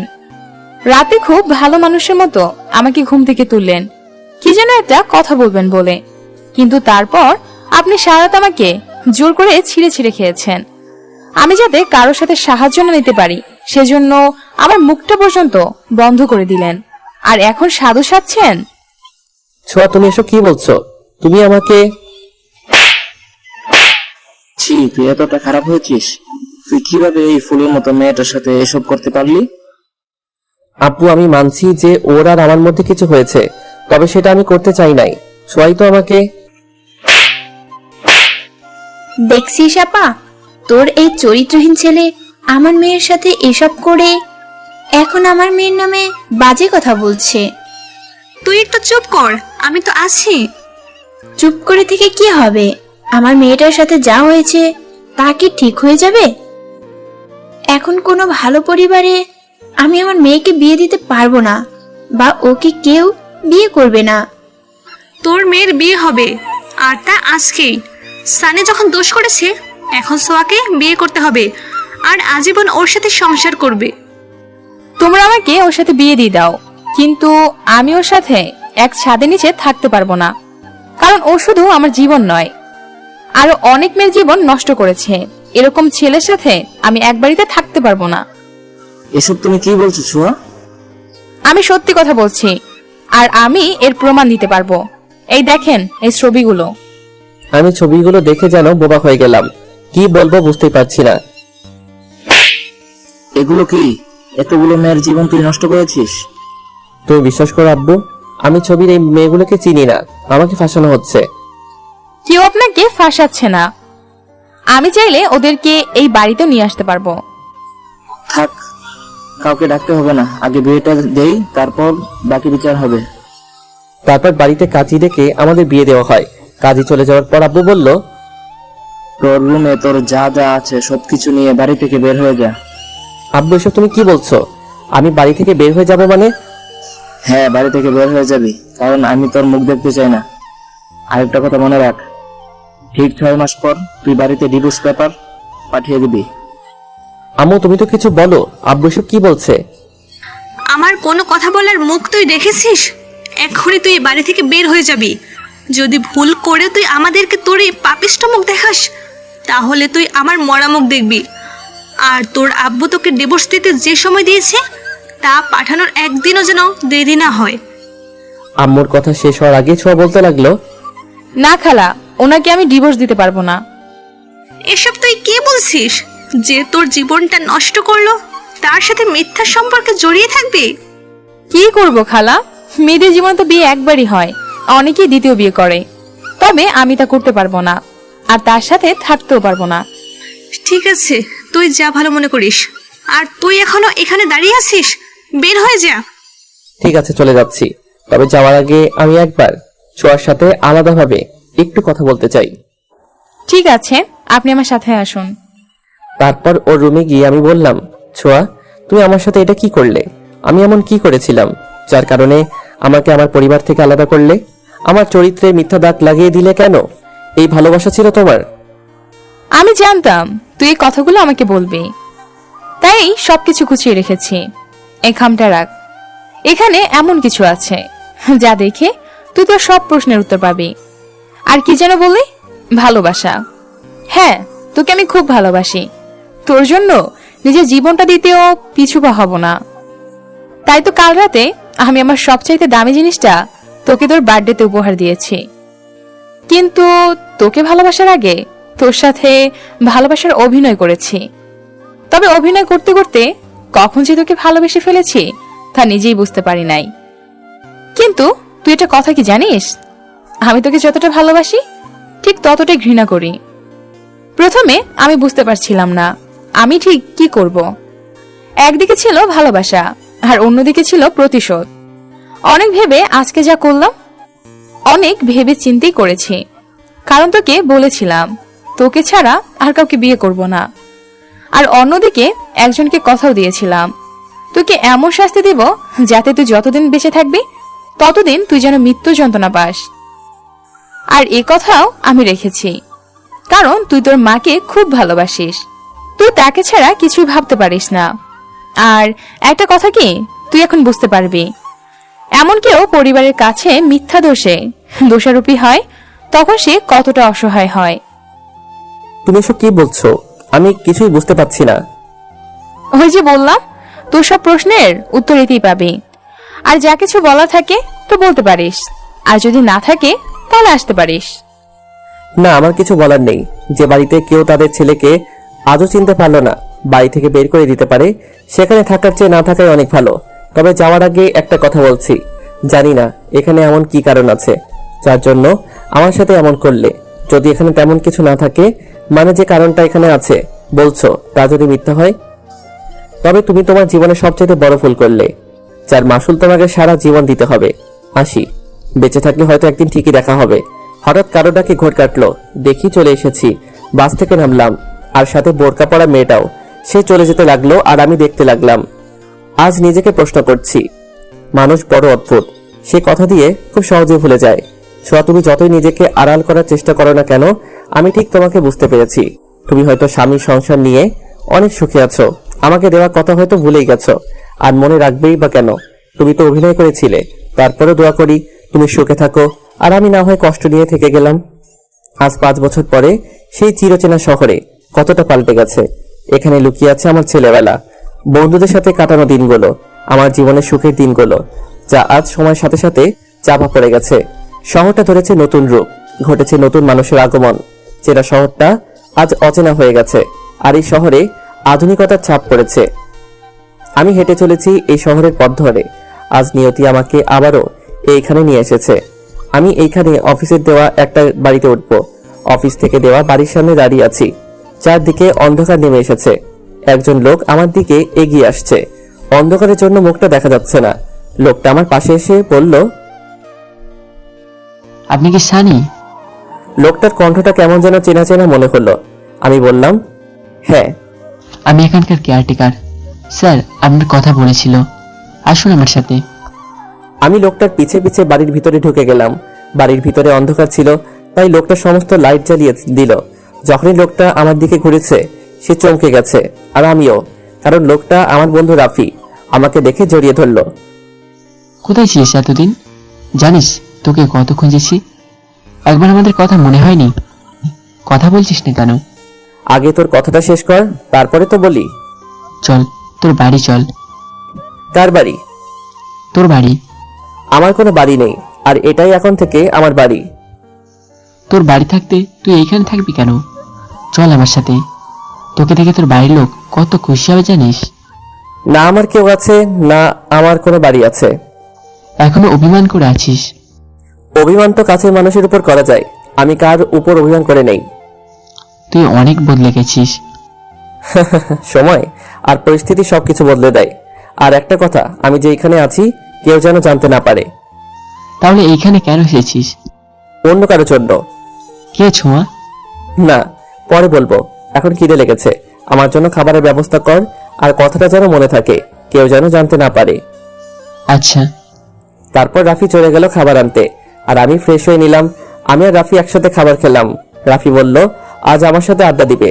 রাতে আমি আর রাফি ছাদে বসে আছি, তখন রাফি বলল, বললি না তো কার জন্য এসেছিস? এখানে ফিরে আসার ইচ্ছা আমার কোনোদিনই ছিল না, কিন্তু 6 বছর আগের করা ভুল শুধরানোর জন্য ফিরে আসতে হলো। কিসের ভুল? আর কার সাথে করেছিস? নীলিমা। এই নীলিমা আবার কি? আমার প্রথম ভালোবাসা। প্রথম ভালোবাসা মানে? আমি কিছুই বুঝতে পারছি না। আমার আর নীলিমার দেখা হয় তখন আমি সবেমাত্র ইন্টারে পড়ছি। তোরা তো জানিস আমি ইন্টার আমার মামার বাড়ি থেকে করেছি। হ্যাঁ জানি। তা নীলিমার সাথে তোর পরিচয় হলো কেমন করে? নীলিমা তখন 10ম শ্রেণীতে পড়তো। তখন আমাদের কথা হতো না, কিন্তু রোজ দেখা হতো। আমি অনেকবার চেষ্টা করেছি কথা বলতে, কিন্তু পারিনি। আর এসএসসি পরীক্ষা শেষে ও নিজেই একদিন আমার সাথে কথা বলতে আসে। তারপর? তারপর আমাদের রোজ কথা হতো। আমাদের সম্পর্ক ধীরে ধীরে ভালোবাসায় রূপ নিতে থাকে। আমার ইন্টার পরীক্ষার পর আমি ওকে প্রপোজ করি। আমি জানতাম না ও আমাকে ভালোবাসে কিনা। প্রপোজের বদলে ও আমাকে চড় মারে। কেন? ও কি তোকে পছন্দ করতো না? আরে না, ও আমাকে পছন্দ করত। তাহলে তোকে চড় মারলো কেন? কারণ আমি ওকে আই লাভ ইউ বলতে 2 বছর লেগেছিল। আমার কথা শুনে রাফি হাসতে থাকে। তা তোদের সমস্যা হলো কোথায় যে ব্রেকআপ করলি? 2 বছর আমরা ভালোভাবেই ছিলাম। আমি তখন ইন্টার 2য় বর্ষে ছিলাম আর ও 1ম বর্ষে। আমাদের ভালোবাসায় কোনো কমতি ছিল না, কিন্তু কিন্তু কি? এক কালো ছায়া এসে আমাদের মাঝে সবকিছু বদলে দেয়। আমাদের ভুল বুঝিয়ে সবকিছু তছনছ করে দেয়, যা আমি সহ্য করতে পারিনি। যার কারণে আমি বাড়ি ফিরে আসি আর এইখানেই ভর্তি হই। তারপর কি হয়েছিল? অনেক বছর পরে আজ জানতে পারলাম আমি ভুল ছিলাম। আমাদের সম্পর্ক ভাঙার জন্য মিথ্যে নাটক সাজানো হয়েছিল আর আমরা ওইখানে ফেসে যাই। কিছুই বুঝলাম না। আমি আমার জীবনের সমীকরণ আজও বুঝতে পারিনি। তুই আর কি বুঝবি? অনেক রাত হয়েছে, আমি এখন ঘুমাবো। আচ্ছা, আমি তাহলে যাই, কাল কথা হবে। রাফি চলে যাচ্ছিল, তখন আমি বললাম, কথাটা যেন মনে থাকে। কোন কথা? আমি যে এইখানে আছি কেউ যেন জানতে না পারে। Okay bro. রাফি চলে গেলে আমি ঘুমানোর চেষ্টা করলাম। সকালবেলা পাখিদের ডাকে ঘুম ভাঙে। চারদিকে আকাশটা পরিষ্কার হয়ে গেছে, সূর্য উদয় হচ্ছে। এই শহরের সকালটা আমার বড্ড চেনা, কারণ এইখানে কাটিয়েছি জীবনের অনেকগুলো বছর। আজ হয়তোবা শহরটা আমাকে ভুলে গেছে, কিন্তু আমি ভুলিনি। এই শহরে আবার ফিরে আসার কারণ দুইটা, একটা অফিসিয়ালি আর আরেকটা আমার ভুল শুধরানো। তাই ফ্রেশ হয়ে ঠিকানা নিয়ে বেরিয়ে গেলাম খুঁজতে, যার জন্য আবারও এই শহরে ফিরে আসা। আমার এই শহরটা চেনা, যার জন্য ঠিকানাতে পৌঁছাতে অসুবিধা হয়নি। কিন্তু ওই ঠিকানায় গিয়ে দেখি বাড়িতে কেউ নেই। বাড়ির দারোয়ানকে ওদের কথা জিজ্ঞাসা করতেই বলল, বাড়ির সবাই ছোট মেয়ে শ্বশুর বাড়িতে গিয়েছে তার ননদের বিয়েতে।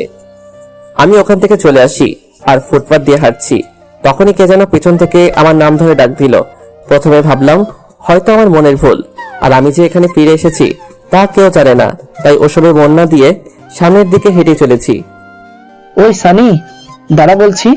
ওই সানি, আমি নাজমল, একটু দাঁড়া। আমি নাজমুল নামটা শুনেই পিছনে ঘুরে দেখি নাজমুল। সত্যি এই হারামিটা আমাকে চিনল কি করে? নাজমুল আমার সামনে এসে বলল, ওই হারামি, তুই এত স্বার্থপর কেন? তোকে কোথায় না কোথায় খুঁজেছি, আর তুই দিব্যি ঘুরে বেড়াচ্ছিস। আরে ভাই থাম থাম একটু। এত প্রশ্ন একসাথে করলে আমি কোনটার উত্তর আগে দিব আর কোনটা পরে দিব? চুপ হারামি, একটু কথা বলবি না। আমাদেরকে ভুলে গেছিস তা তো বুঝতেই পারছি। ওই তোর মুখ বন্ধ কর। আমার কথা বাদ দে, তুই তো এখন তোদের বাড়িতে যাবি, তাই তো? সরি ভাই, তুই হয়তো ভুলে গেছিস, বর্তমানে আমার নিজের বলতে কোনো বাড়ি নেই। তবে অফিস থেকে থাকার জন্য যে বাড়ি দিয়েছে, এখন সেখানে যাব। কি বলছিস তুই? তুই তোদের বাড়িতে যাবি না মানে? আর তোর বাবা মা নিজেদের ভুল বুঝতে পেরেছে? তো আমি কি করব? আর একটা কথা মনে রাখ, আমার কোনো বাবা মা নেই আর নেই কোনো বাড়ি। দেখ, যা হবার তো হয়ে গেছে। আর ছোঁয়া? হ্যাঁ জানি, ও ওর স্বামী সংসার নিয়ে সুখে আছে। আর তুই যেটা ভাবছিস? আরে বাদ দে না, বেশি কথা বললে কিন্তু আমি চলে যাব। চল আমার সাথে। কোথায়? আমার বাড়িতে, ওইখানে রাফি অপেক্ষা করছে। তার মানে রাফি জানে তুই এসেছিস আর আমাকে বললো না? আমি মানা করেছি, এখন চল তো, অনেক দিন আড্ডা দেই না। তারপর আমি আর নাজমুল আমার অফিস থেকে দেওয়া বাড়িতে গেলাম। সেখানে দেখি রাফি আমার জন্য অপেক্ষা করছে। তিনজনে আড্ডা দেওয়া শুরু করলাম। তখন রাফি বলল, সানি, তুই নীলিমার কথাটা পুরো বলিসনি। নীলিমাটাকে? তারপর নাজমুলকে সব বললাম। তখন নাজমুল বলল, এতদিন তুই কোথায় ছিলি?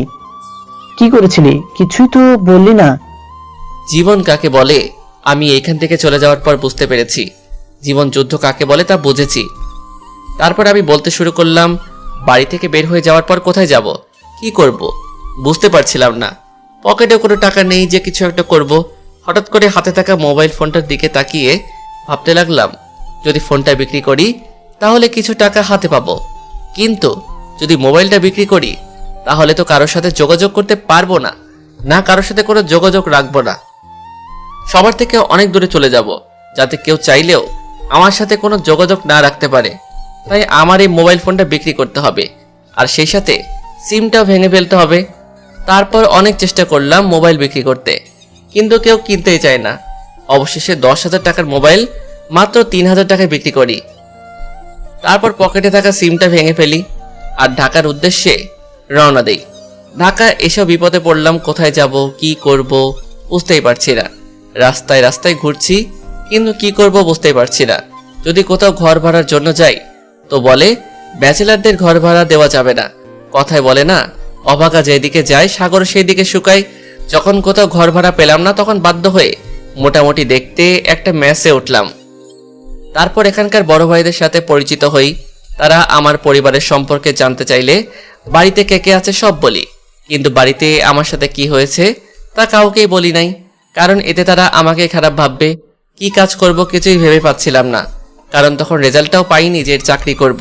তাই ওনাদের কাছে বলি যদি তারা একটা কাজের ব্যবস্থা করে দেয় তাহলে ভালো হতো। তখন ওদের মধ্যে আনোয়ার নামে এক বড় ভাই আমাকে একটা কাজের ব্যবস্থা করে দেয়। জীবন চলতে থাকে।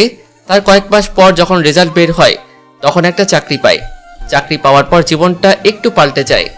কোম্পানি থেকে থাকার জন্য একটা বাড়ি দেয়, তাই ম্যাচ থেকে সেই বাড়িতে উঠি। তবে সাথে আনোয়ার ভাইকেও সাথে নেই, কারণ আমার বিপদের দিন এই মানুষটা আমাকে সাহায্য করেছে। আনোয়ার ভাই আমার সাথে 2 বছর ছিল, পরে তিনি তার গ্রামের বাড়ি চলে যায়। আমাকে আনোয়ার ভাই অনেক সাহায্য করেছে, সে না থাকলে আমি হয়তো এখানে পৌঁছাতে পারতাম না। জীবন থেকে কিভাবে আরো 3টা বছর কেটে গেল বুঝতেই পারলাম না, কারণ আমি ব্যস্ত ছিলাম নিজেকে গড়ার জন্য। নিজেকে সব সময় মানুষের আড়ালে লুকিয়ে রাখতাম, যাতে কষ্টগুলোর কথা মনে না হয়। একদিন অফিসে বসে কাজ করছিলাম, তখন পিয়ন এসে বলল যে বস আমাকে ডাকছে, তাই আমি তার ক্যাবিনে যাই। সেদিন হয়তো আমার জীবনের ভালো দিন ছিল, তাই তো আমার জমে থাকা অনেক প্রশ্নের উত্তর পাই। সেদিন বসের ক্যাবিনে এমন একজনকে দেখি যে আমার সাথে বিশ্বাসঘাতকতা করেছিল, যে আমার সবকিছু কেড়ে নিয়েছিল।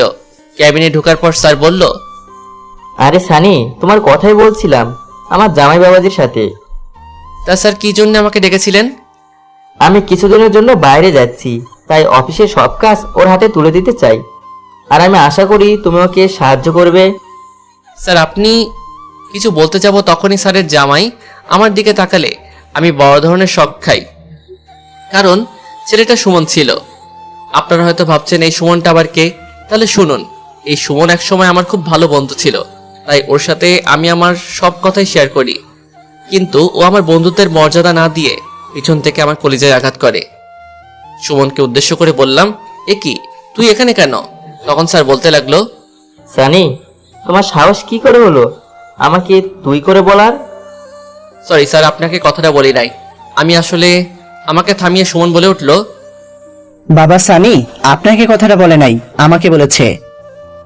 ও, তাহলে সুমন, তোমরা কি আগে থেকে একে অপরকে চিনতো? হ্যাঁ, অনেক আগে থেকে, কারণ আমরা দুজন খুব ভালো বন্ধু। ওকে থামিয়ে আমি বললাম, সরি মিস্টার সুমন, আমি আপনাকে আমার জীবনে প্রথম দেখলাম, আর বন্ধুত্ব তো আর অনেক পরের কথা। আর স্যার আমি আপনার কাছে প্রথমেই মাপ চেয়ে নিচ্ছি, কারণ আমি আপনার কথা রাখতে পারবো না। তুমি কি বলছো? তুমি আমার কথা রাখতে পারবে না? তুমি তো কখনো আমার কথায় আমোদ বা না করো নাই, তাহলে আজকে কেন তুমি আমার কথায় অবহেলা করছো? স্যার আপনি আগে আমার কথাটা একটু শুনুন। আমার কিছুদিনের জন্য ছুটি লাগতো, কিছুদিন থেকে নিজেকে খুব একা একা মনে হচ্ছে, আর কাজেও মন বসছে না। মন খারাপ, কাজে মন বসছে না, এসব কি ওইদ সত্যি, নাকি তুই আমাকে দেখে এসব অজুহাত দিয়ে এখান থেকে পালাচ্ছিস? সরি স্যার, আপনাকে দেখে পালাবো কেন? আমি কি চোর ডাকাত নাকি? কেন খুনি যে আপনাকে দেখে পালাবো? আর আমি পালাতে শিখিনি। তোর এই স্বভাবটা এখনো বদলানো না। যাই হোক, তুই কি আজ আমাকে মাফ করতে পারিস নাই? সরি, আপনি হয়তো এটা জানেন না যে কোনো অপরিচিত মানুষকে বিনা কারণে ক্ষমার কথা আসছে কোথা থেকে।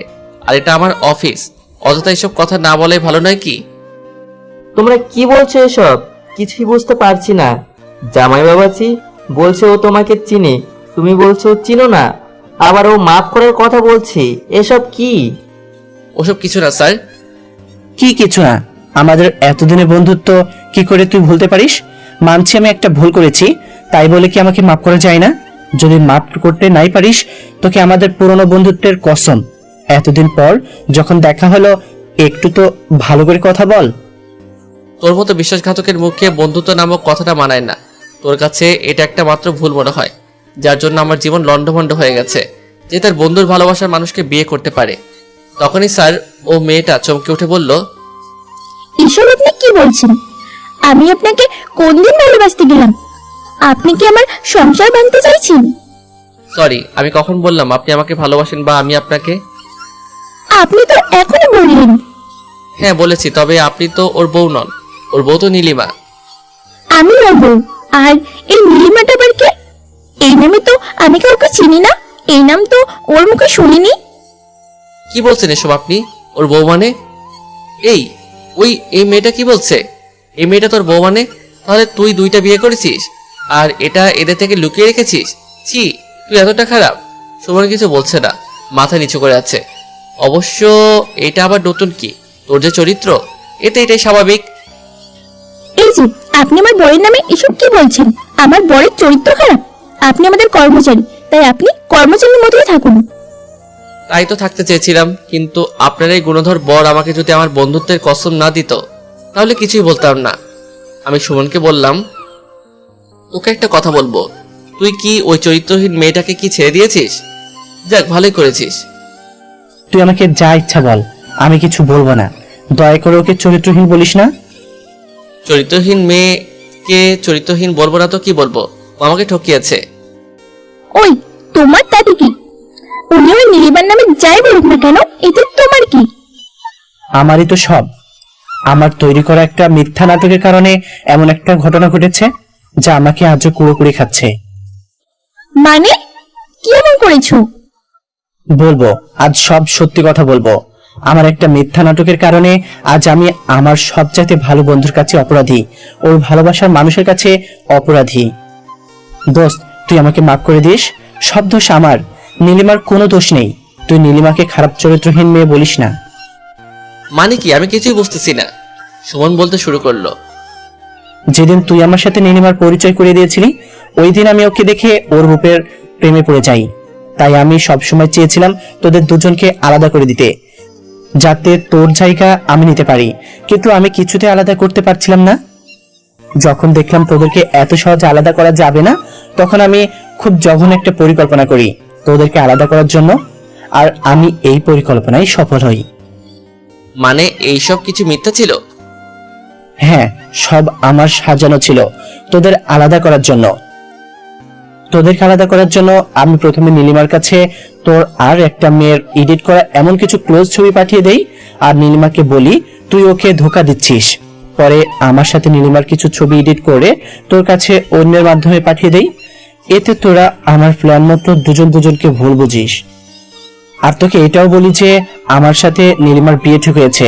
আর তুই যখন রাগ করে নীলিমার ওই ছবিগুলো নিয়ে গিয়ে ওর বাবার সামনে ওকে অপমান করে আসিস, তখন ওর বাবাও ওকে অপমান করে। তার মানে নীলিমা নির্দোষ ছিল? হ্যাঁ। সুমনের এই কথাটা শোনার পর আমার বুকের ভেতর মনে হচ্ছে সবকিছু ভেঙে যাচ্ছে। আর মনে মনে বলছি, আমি এত বড় ভুল কি করে করলাম? যাকে ভালোবাসলাম তাকে চিনতে পারলাম না।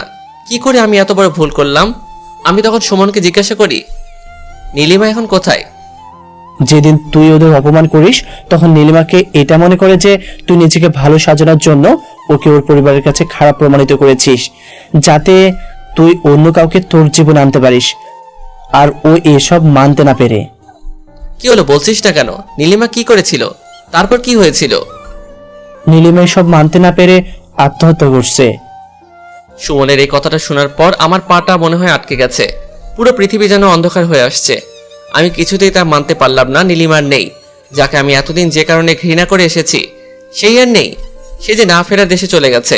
আমার সারা শরীর জ্বলে উঠল। সুমনের জন্য আমি ওকে হারিয়েছি, তাই আমি সুমনকে মারতে শুরু করলাম। তখনই সুমন বলল, হ্যাঁ করেছিল, কিন্তু ছি, তুমি এতটা নিচু চরিত্রহীন। তোমার স্বার্থের কারণে একটা মেয়ে আত্মহত্যা করে গেল, আর দুজন প্রেমিক প্রেমিকা একে অপরকে ভুল বুঝে এত দূরে চলে গেছে যে চাইলেও আজ কেউ এক হতে পারবে না। আর আমি সেই তোমাকে নিঃস্বার্থভাবে ভালোবেসে গেছি। আজ তোমার এই মহান গুণ দেখে তো আমার মরে যেতে ইচ্ছা করছে। নিজের উপর ঘৃণা হচ্ছে। আমার সব ফ্রেন্ডদের কাছে তোমার নামে কত ভালো ভালো কথা বলতাম, আর সেই তুমি একটা খুলে বেড়ালে। আমি কাউকে খুন করিনি। কি বললে? খুন করো না? তোমার কারণে আজ একটা মেয়ে আমাদের মাঝে নাই, আর তার থেকে বড় কথা, তুমি তাদের বিশ্বাস ভালোবাসার সম্পর্ককে খুন করেছো। আর তুমি হয়তো এটা জানো না যে আমার কাছে কেউ যদি বিশ্বাস আর ভালোবাসার সম্পর্ক নষ্ট করে, সে খুনির থেকে কম কিছু না। আর এখন তোমার এটাও সন্দেহ হচ্ছে তোমার সাথে আমার বিয়ে হওয়ার পর এমন অনেক কিছু হয়তো করেছো যা আমার এখনো অজানা। আমি মানছি ওদের ভালোবাসার পথে আমি কাটা হয়ে দাঁড়িয়েছিলাম, আর তখন যা করেছি মিথ্যা আবেগের কারণে। কিন্তু আমি সত্যি তোমাকে ভালোবাসি। আর নীলিমা আত্মহত্যা করতে গিয়েছিল, কিন্তু করতে পারেনি, আর ও এখনো বেঁচে আছে। কিন্তু কি নীলিমা বেঁচে আছে? আর তুই যে আগে বললি ও মারা গেছে, আবার সাথে কিন্তু যোগ করেছিস? আমি তো কিছুই বুঝতে পারছি না।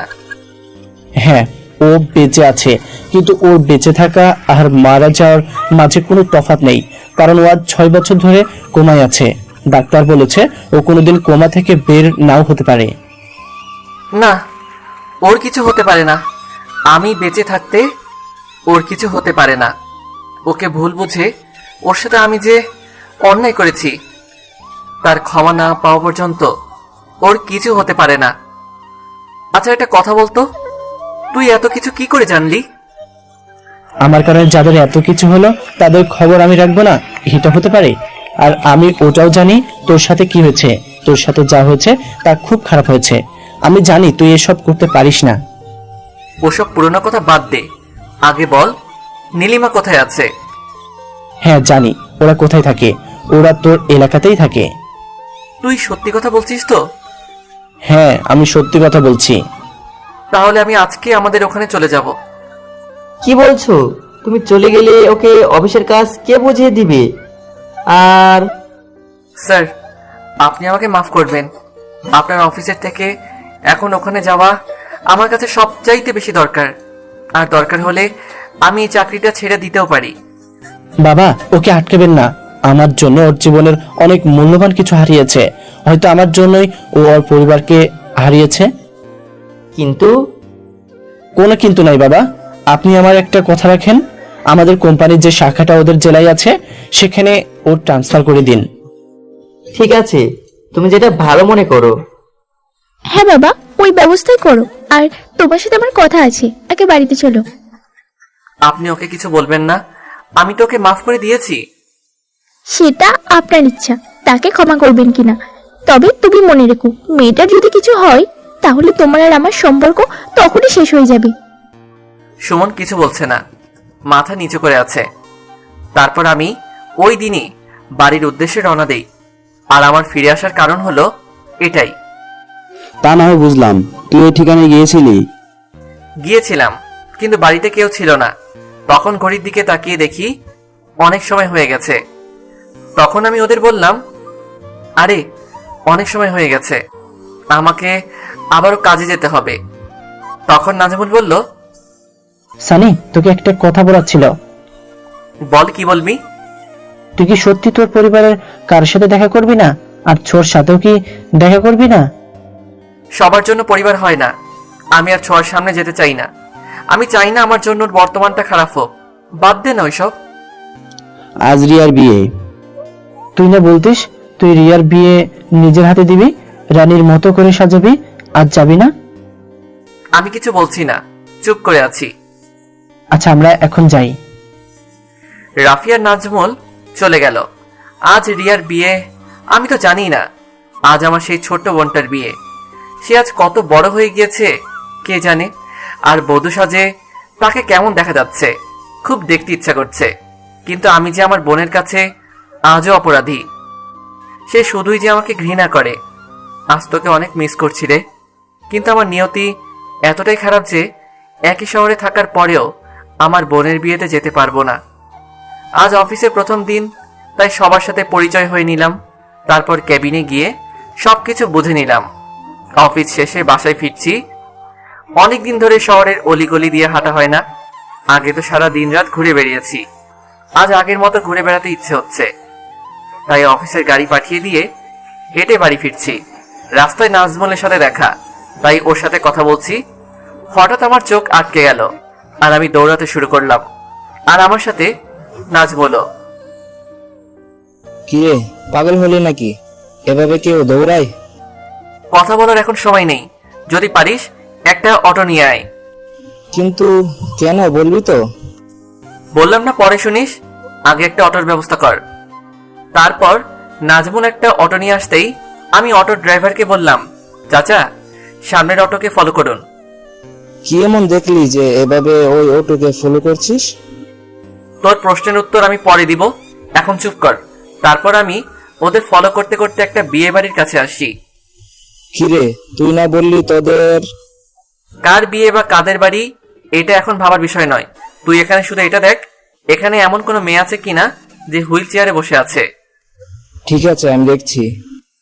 তারপর আমি ওদের অনেক খুঁজেও যখন পেলাম না, ভাবছি আমি হয়তো ভুল দেখেছি, তখন হঠাৎ চোখ গেল বউয়ের ঘরের দিকে, যেখানে মেয়েকে সাজানো হচ্ছে। ওখানে একটা মেয়েকে দূর থেকে নীলিমার মতো দেখতে লাগছে। তাই আমি শিওর হওয়ার জন্য কোণের ঘরের কাছে যেতেই আমি থমকে গেলাম, কারণ এটার অন্য কেউ নয়, এটা তো আমার সেই নীলিমা যাকে এখনো ভালোবাসি। নীলিমাকে দেখেই আমার পা আটকে গেল। কেমন দেখতে হয়ে গেছে, চোখের নিচে কালি পড়ে গেছে। আগে ও একটু মোটা ছিল, যার জন্য ওকে আমি আটার বস্তা বলতাম, আর ও অনেক রাগ করত, আমাকে ওর রাগ ভাঙতে হতো। আর আজ এক জীবন্ত লাশের মতো বসে আছে, মুখের সেই আগের হাসিটাও নেই, কোথায় যেন হারিয়ে গেছে। সব আমার জন্য। আমি ওকে ভুল বুঝেছিলাম বলে আজ ওর এই অবস্থা। আমি ধীরে ধীরে ওর সামনে এগিয়ে গেলাম, ওর সামনে গিয়ে বসলাম। এই আটার বস্তা আমার সাথে কথা বলবে না? আমি না হয় তোমার উপর অভিমান করেছিলাম, কারণ তুমি যে অন্য কারো হবে তা আমি সহ্য করতে পারতাম না। তুমি না বলতে কখনো তুমি আমার উপর অভিমান করলে আমি ভাঙাবো, আর আমি করলে তুমি ভাঙবে। নীলিমা শুধু চেয়ে আছে, মুখে কোনো শব্দ নেই। তাহলে যখন আমি অভিমান করলাম তুমি ভাঙাওনি কেন? উল্টো তুমি অভিমান করে বসে আছো। কি হলো, কথা বলবে না? এত অভিমান তোমার? আমি না হয় ভুল করেছিলাম, তা তুমি তো আমার ভুল ভাঙাওনি। চারপাশে লোকজন জমা হয়ে গেছে আমার কাণ্ড দেখে। অবশ্য জমা হওয়াই কথা বিয়ে বাড়িতে। তখনই পিছন থেকে কেউ বলল, এই যে আপনি কে, আর এখানে কি করেন? আমি পিছনে তাকিয়ে যা দেখলাম তাতে আমার শরীরে 440 ভোল্টের শক লাগলো। আমি বাড়ির চারদিকে ভালোভাবে তাকিয়ে দেখলাম, আরে এটা তো আমার বাড়ি। তার মানে এই বিয়ে বাড়িতে আমার বোনের বিয়ে হচ্ছে। কিন্তু আমার একটাই প্রশ্ন, আমার বাড়িতে ও কি করে? ও সোজা এসে আমাকে জড়িয়ে ধরল, যা আমাকে আরো অবাক করে দিল। আমার মাথায় শুধু একটা প্রশ্নই ঘুরপাক খাচ্ছে, আমাকে কেন জড়িয়ে ধরল? কি হচ্ছে এসব? ছাড়ুন আমায়। অনেক কষ্টে ছাড়িয়ে নিলাম। আমার মনে একটা প্রশ্ন, ছোঁয়া এই বাড়িতে কেন? পরে মনে হলো, ও আজ তো রিয়ার বিয়ে, আর আমি ওকে কিছু বলতে যাব, তখনই কে যেন বলে উঠল, কি হয়েছে এখানে, এত হইচই কেন? বলতে বলতে আমার দিকে আসতে লাগলো। যখন লোকটি আমার সামনে আসলো আমি যেন বোবা হয়ে গেলাম, কারণ লোকটা আমার বাবা, আর তার পিছনে বাড়ির সবাই অবাক হয়ে দাঁড়িয়ে আছে।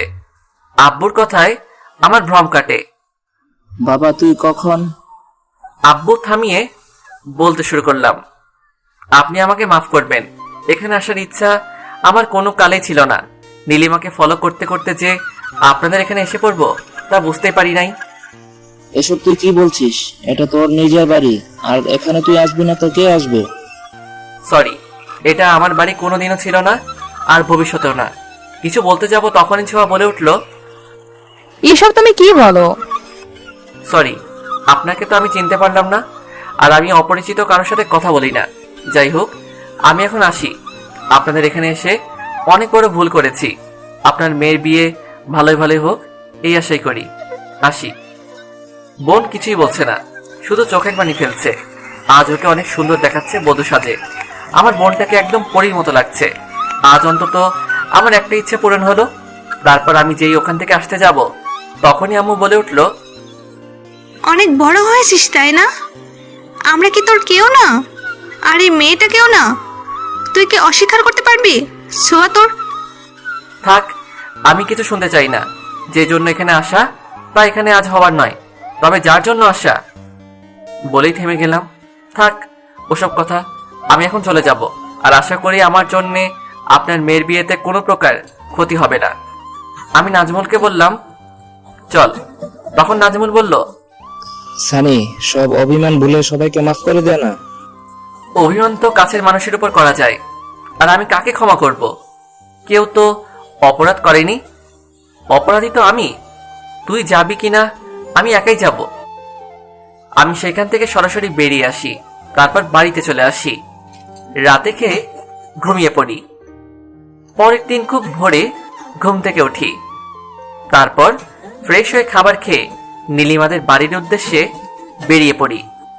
আধা ঘন্টা পর আমি নীলিমার বাড়িতে পৌঁছে যাই। ওর বাড়িতে গিয়ে আমি কলিং বেল বাজাতেই কে যেন দরজাটা খুলে দিল। কে দরজা খুলে দিল তা জানি না, কারণ আমি কলিং বেল বাজিয়েই অন্যদিকে ফিরেছিলাম। কে আপনি? আমি যখন পিছন দিকে ফিরে তাকিয়ে যাকে দেখলাম, আমি অবাক হয়ে গেলাম, কারণ দরজাটা ছোঁয়া খুলে দিয়েছে। ও এখানে কি করছে? আর ও কিভাবে জানলো যে আমি আজকে এখানে আসব? তাহলে কি ও কালকে কিছু একটা বুঝতে পেরেছিল যে আমি এখানে আসব? কথাগুলো আমি মনে মনে ভাবছিলাম। তখনই ছোঁয়া অবাক হয়ে বলে উঠল, তুমি এখানে? হ্যাঁ আমি। কিন্তু আপনি এখানে কেন? আমি এখানে কেন মানে? এই তো আমার বাবার বাসা। কিন্তু তুমি এখানে কেন? তাহলে কি আমি ভুল ঠিকানায় আসলাম? কিন্তু তা কি করে হয়? সুমন তো আমাকে এই ঠিকানায় দিয়েছিল। আচ্ছা, এটা নীলিমাদের বাড়ি না? হ্যাঁ, ও আমার বোন হয়। আর তোমাকে তো ওই খামের চিঠিতে আমি বলেছিলাম। মানে কোন চিঠির কথা বলছেন আপনি? কেন? যেদিন তোমাকে বাড়ি থেকে... ও, মনে পড়েছে, কিন্তু আমি ওটা খুলেও দেখি নাই। কেন? কারণ আমি এমন কোনো মানুষের কোনো কিছু টাচ করেও দেখি না যার জন্য আমার কোনো ক্ষতি হয়। যাই হোক, আপনি একটু নীলিমা আর ওর বাবা মাকে, মানে আপনার বাবা মাকে ডেকে দিন। তুমি আমাকে আপনি করে বলছো কেন? আমি তো তোমার বিয়ে করাবো। ওকে থামিয়ে, কারণ তুমি করে বলার অধিকার আপনি হারিয়ে ফেলেছেন।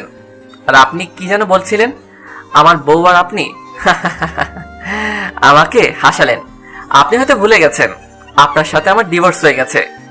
আর একটা কথা ভালো করে মনে রাখবেন, আমি এখানে এসেছি শুধু একজনকে ফিরিয়ে নিয়ে যেতে। কাকে? সেটা না হয় পরেই জানলেন। আগে আপনার বাবা মাকে ডাক দিন, তারপর বলছি। তারপর ছোঁয়া ওর বাবা মাকে ডেকে নিয়ে আসে। ওনাদের দেখে আমি সালাম দিলাম। ওনারা সালামের উত্তর নিয়ে আমাকে বলল, আরে সানি, তুমি এখানে আসবে আগে থেকে একটা খবর দিবে তো? আসলে আমি এখানে গতকালও এসেছিলাম, আর আপনারা তো ও বাড়িতে আমাকে দেখেছেনই। হ্যাঁ, তা দেখেছি, কিন্তু তুমি কালকে যা করেছো তোমার পরিবারের সাথে, তা কিন্তু অন্যায়। ওসব কথা বলতে আমি এখানে আসি নাই।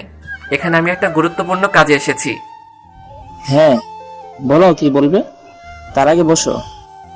সোফায় বসতে বসতে বলতে শুরু করলাম, আমি এখানে এসেছি শুধুমাত্র আমার স্ত্রীকে সাথে করে নিয়ে যাওয়ার জন্য। তা তোমার স্ত্রীকে তুমি নিয়ে যেতেই পারো, এতে আমাদের কি করার আছে? তা তুমি ওকে কখন নিয়ে যাচ্ছ?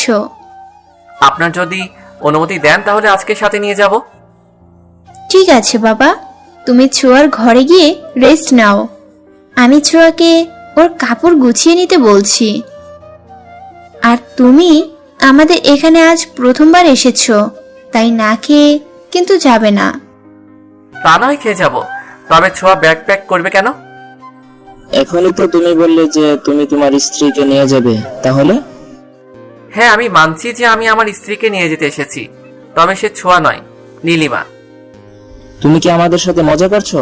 নীলিমা কিভাবে তোমার বউ হবে? তোমার সাথে তো ছোঁয়া। ওর সাথে বিয়ে হয়েছিল, তবে আপনারা কি এটা ভুলে গেছেন যে ওর সাথে আমার ডিভোর্স হয়েছে? আর বাকি থাকলো নীলিমার কথা। ওর সাথে আমার বিয়ে 7 বছর আগে হয়েছিল। অবশ্য তা কেউ জানে না, কারণ আমরা চেয়েছিলাম পড়াশোনা শেষ করে দুইজনের বাড়িতে কথাটা বলবো। আর যদি বাড়ির কেউ অমত হয় তাহলে যেন কেউ কিছু করতে না পারে। কিন্তু মাঝখানে একটা বিশ্রী ঘটনা ঘটে, যার কারণে আমরা একে অপরকে ভুল বুঝি। তুমি কি বলছো এসব?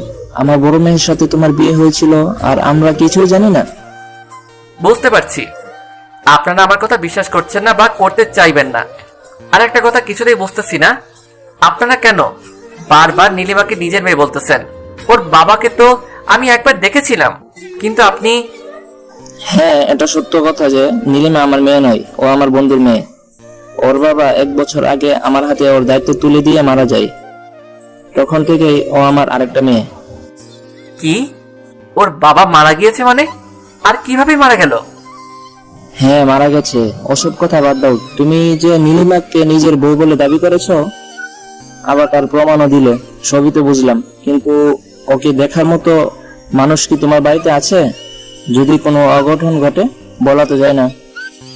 আপনি ওসব নিয়ে ভাববেন না, আমি সব ব্যবস্থাই প্রায় করেছি। আর নীলিমাকে দেখে রাখার জন্য আমি একজন মহিলাকে খুঁজছি, যেন সে নীলিমার সব রকম খেয়াল রাখতে পারে। ও ঠিক আছে। কি ঠিক আছে? হ্যাঁ বাবা সানি, তুমি কি এটা জানো যে তোমার আর সোয়ার ডিভোর্স? মা, তোমরা কি শুরু করছো বলো তো? মানুষটা সে কখন থেকে এসেছে, আর তোমরা তাকে কোথায় কিছু খেতে দিবে তা না করে একের পর এক প্রশ্ন করে যাচ্ছ। মাফ করে দে মা, কথা বলতে বলতে ভুলে গেছি। জামাই যে অনেকক্ষণ হলো এসেছে। মা, তুই টেবিলে খাবার রেডি কর, আমরা আসছি। তারপর আমরা সকলেই একসাথে খাবার খেলাম। খাবার পর আমি বললাম, আঙ্কেল, আমি নীলিমাকে কাল বা পরশু এসে নিয়ে যাব। কিন্তু বাবা এখানে কিন্তু আসছে কোথা থেকে? ও তো বিয়ে করার বউকে নিয়ে যেতে চায়, এতে আমাদের কি করার আছে? এসব তুই কি বলছিস? তোর মাথা ঠিক আছে তো? তুই তো মা, তুমি সব ছাড়ো তো, এসব এখন বলে লাভ নাই। সত্য ঘটনা না জেনেই আমি যা করেছি তার ফল তো আমাকে ভোগ করতে হবে, এটাই আমার শাস্তি। আমি ওইখান থেকে চলে আসি। তখন ছোঁয়াকে ছোঁয়ার মা বলে, এ তুই কি করলি? নিজের সব অধিকার ছেড়ে দিলি? আমি তো অনেক আগেই নিজের জন্য সব অধিকার হারিয়ে ফেলেছি, আজ আর কি হারাবো? এই কথা বলে ছোঁয়া তার রুমে চলে গেল আর কাঁদতে লাগলো। নিজেই নিজেকে বলল, আমি যে সবকিছু শেষ করে দিলাম, শেষ আশাটুকু হারিয়ে ফেললাম। সেই দিন তোমার সাথে অন্যায় না করলে তোমাকে যে হারাতে হতো না। এতদিন তো তোমার অপেক্ষাতেই ছিলাম। যেদিন সুমন ভাই তোমার খোঁজ দিয়েছিল, আমি যে তোমার কাছেই গিয়েছিলাম। যখন বাসে তোমাকে দেখেছিলাম, তখন তোমাকে জড়িয়ে ধরতে ইচ্ছে হয়েছিল। তার জন্যই তো তুমি তখন বাসের মধ্যে ঘুমিয়েছিলে। তখন তোমার বুকে মাথা রেখে ঘুমিয়েছিলাম। অনেকদিন পরে একটু শান্তি পেয়েছিলাম। ভেবেছিলাম আবার নতুন করে শুরু করব, তা আর হলো না। কাঁদতে কাঁদতে ছোঁয়া ঘুমিয়ে গেল। তারপরের দিন আমি নীলিমাকে নেওয়ার জন্য গেলাম। ছোঁয়ার বাড়ি থেকে যখন চলে আসবে, তখন ছোঁয়া বলল, আমি তোমার সাথে একা কিছু কথা বলতে চাই। হ্যাঁ বলো। তখন সেখানে ছোঁয়ার বাবা মা ছিল। ছোঁয়া একা কথা বলতে চাওয়ায় তারা সেখান থেকে চলে গেল। তুমি একা আপুর খেয়াল রাখতে পারবে? খেয়াল রাখার জন্য কাউকে রাখবো। সে তো ভালোভাবে খেয়াল রাখতে পারবে না, তাই বলেছিলাম কি আমি আসলে তোমাদের কোনো সমস্যা হবে? ও তো নীলিমার ভালোভাবে খেয়াল রাখতে পারবে, কিন্তু একটা কথা মনের ভিতর থেকে যাচ্ছে। ছোঁয়া কি সত্যি নীলিমার খেয়াল রাখার জন্য আমার সাথে যেতে যাচ্ছে, নাকি আবার আমাকে কোনো বিপদে ফেলার জন্য? এটা ওর কোনো পরিকল্পনা না তো? হ্যাঁ, তাই হবে হয়তো। না, ওকে সাথে নেওয়ার থেকে নাম নেওয়াই ভালো। কি হলো, চুপ করে আছো কেন? ও, কি যেন বলছিলেন আপনি? বলেছিলাম যদি আমি তোমাদের সাথে বাড়িতে যাই। লাগবে না, আপনার আমার সাথে যাওয়া লাগবে না। আমি রাফিকে বলে দিয়েছি, ও একজন বিশ্বস্ত কাজের লোক দেখছে, যে নীলিমার ভালো করে দেখাশোনা করবে। তুমি বুঝছো না কেন যে আমার কারো কোনো কথা শোনার ইচ্ছে আমার নাই। আচ্ছা, আমার একটা অনুরোধ রাখবে? কি? একবার তোমাকে জড়িয়ে ধরতে দেবে আমায়? ছোঁয়া আমাকে জড়িয়ে ধরলো। আমি কিছু বলার আগেই আর সাথে সাথে কান্না করে দিল। আমি কিছু বুঝলাম না। ছোঁয়া না আমাকে ঘৃণা করে, তাহলে এমন ভাবে কেন কাঁদছে? কতক্ষণ এইভাবেই ছিলাম মনে নেই। আমি ওকে ছাড়িয়ে নীলিমাকে নিয়ে চলে আসি। বাড়িতে এসেই আমি রাফিকে ফোন দিলাম। হ্যালো রাফি। হ্যাঁ বল, কি করবি? কি বলবো মানে, তোকে না আমি বললাম নীলিমাকে দেখার জন্যে একজন মহিলাকে খোঁজার জন্য? পাগল হয়েছিস নাকি? এত তাড়াতাড়ি কিভাবে লোক পাবো?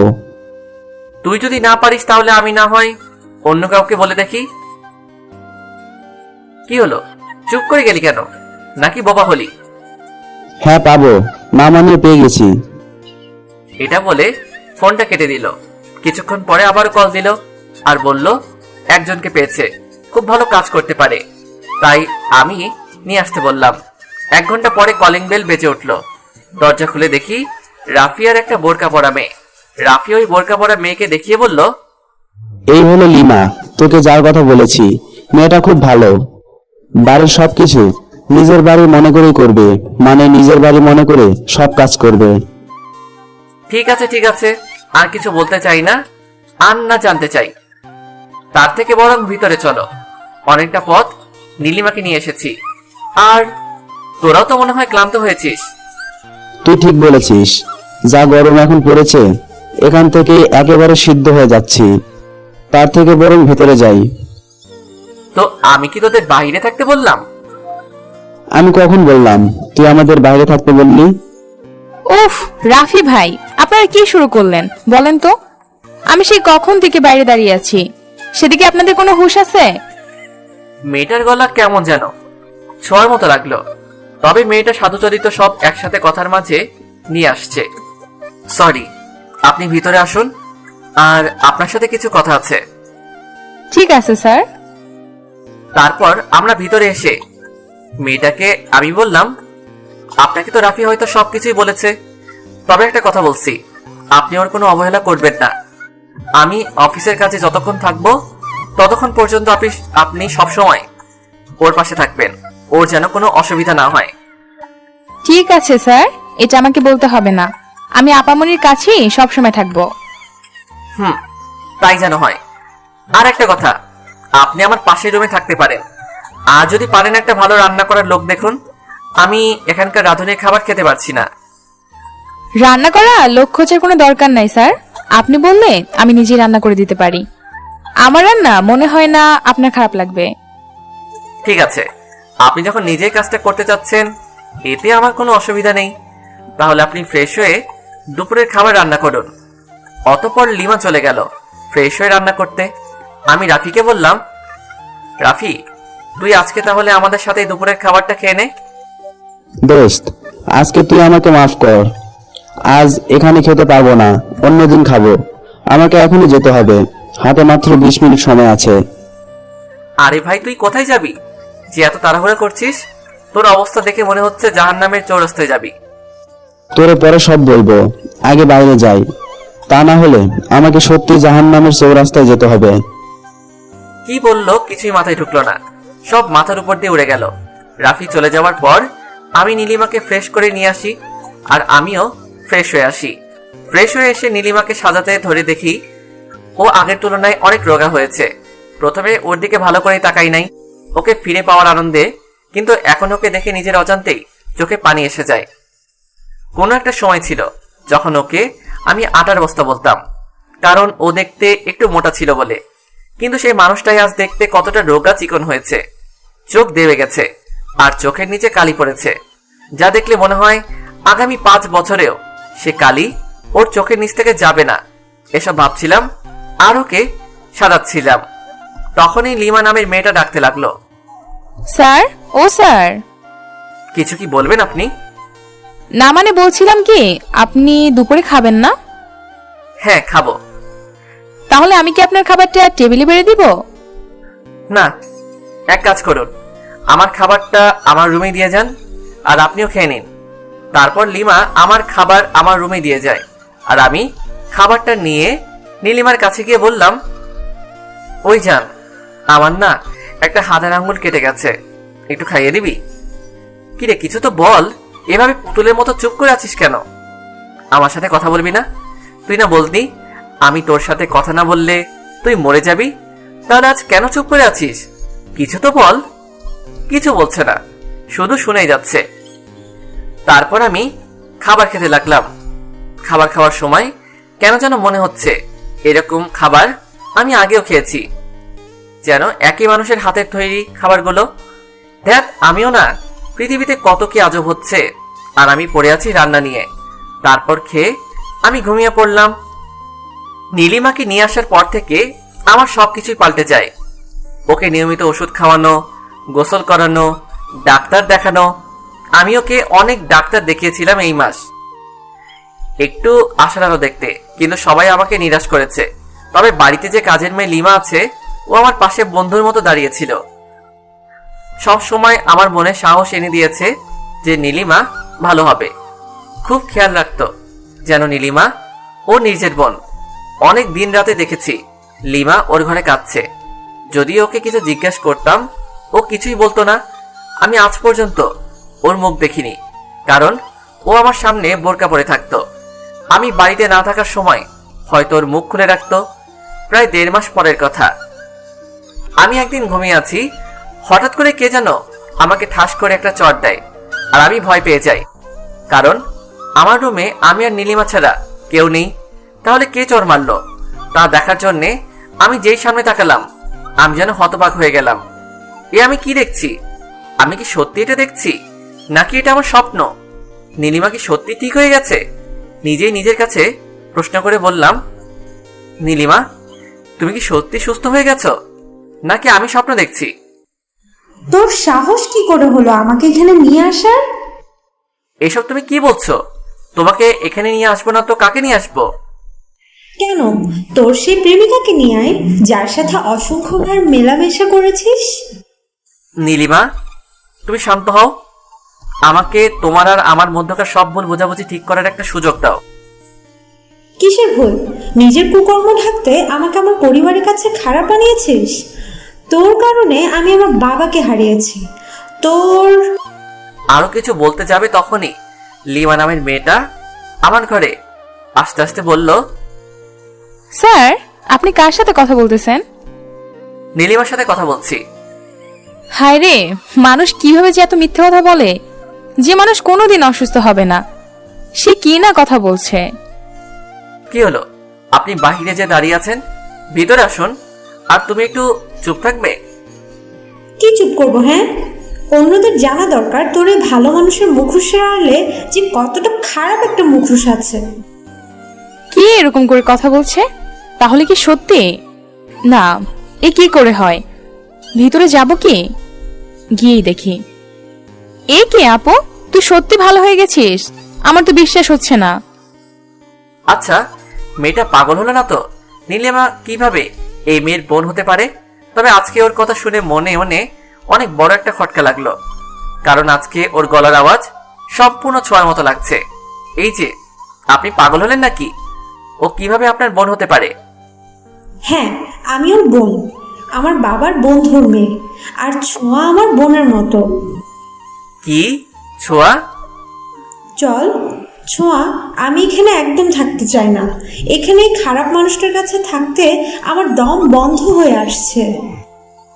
আপু, আজ কতগুলো বছর তুমি কোমায় ছিলে, তুমি জানো? কোথায় তুমি সবকিছু ঠিক করে নতুন করে শুরু করবে, তা নয় তুমি এসব কথা বলছো। আমি বুঝতেছি না তুই কেন এই বেঈমানটার পক্ষ নিচ্ছিস। আপু, তুই যা জানিস তা সবই ভুল জানিস। দেখ, তুই আমাকে জ্ঞান দিতে আসবি না। আমি আর কিচ্ছু শুনতে চাই না। আমি এই লোকটার মুখ দেখতে চাই না। কেন যে আল্লাহ এদের মতো নিচু লোকদের বাঁচিয়ে রাখে বুঝতে পারি না। এদের বেঁচে থাকার চেয়ে মরে যাওয়া অনেক ভালো। এসব তুমি কি বলছো আপু? তোমাদের সাথে যা হয়েছে তাতে ওর কোনো দোষ ছিল না। আমি আর কোনো কথাই শুনতে চাই না। চল এখান থেকে। তুমি আমাকে ক্ষমা করতে পারবে না, আর আমি মরে গেলে তুমি খুশি হবে? হ্যাঁ, খুশি হব। আর তোকে কোনোদিন ক্ষমা করতে পারবো না। চল ছোঁয়া। তোমার কোনো ইচ্ছে কোনোদিন অপূর্ণ রাখিনি, এটাও রাখবো না। খুব তাড়াতাড়ি এটা পূরণ হবে। আর এত রাতে কাউকে যেতে হবে না, আমি চলে যাচ্ছি। তারপর আমি বাড়ি থেকে বেরিয়ে গেলাম। আজ বড় অদ্ভুত লাগছে যে আমার কিছু হলে পাগল হয়ে যেত, আজ আমি মরে গেলেও তার কিছু যায় আসে না। আমি তোমার কোনো ইচ্ছে অপূর্ণ রাখিনি, আজ তোমার এই ইচ্ছেটাও রাখবো। খুব তাড়াতাড়ি পূর্ণ হবে। ওইদিকে ছোঁয়া নীলিমাকে বলল, এই আপু, তুই এটা কি করলি? 5 বছর আগে আমি যে ভুল করেছিলাম আজ তুই তাই করলি? মানে? তারপর ছোঁয়া নীলিমাকে সব বলল। সব শুনে নীলিমা বলল, কিন্তু ও তোর সাথে যা করেছে তার কি হবে? এতে ওর কোনো দোষ নেই, আমার সব দোষ। আমি তোদের মাঝখানে আসবো না, আমি তোদের মাঝখান থেকে চলে যাব। হঠাৎ ছোঁয়ার ফোনে কল আসে। ফোনটা রিসিভ করে। ওই পাশ থেকে যা বলে তা শুনে হাত থেকে ফোনটা পড়ে যায়। কি হয়েছে, এমন করছিস কেন? সানি অ্যাক্সিডেন্ট করেছে, ওকে হাসপাতালে নিয়ে গিয়েছে। কি বলছিস তুই এসব? তাড়াতাড়ি চল। তারপর ছোঁয়া আর নীলিমা হাসপাতালে চলে গেল আর পরিবারের সবাইকে খবর দিল। সবাই যখন হাসপাতালে আসলো সেখানে নীলিমাকে দেখে সবাই চমকে গেল, কারণ এত বছর পর সে কোমা থেকে বাইরে এসেছে।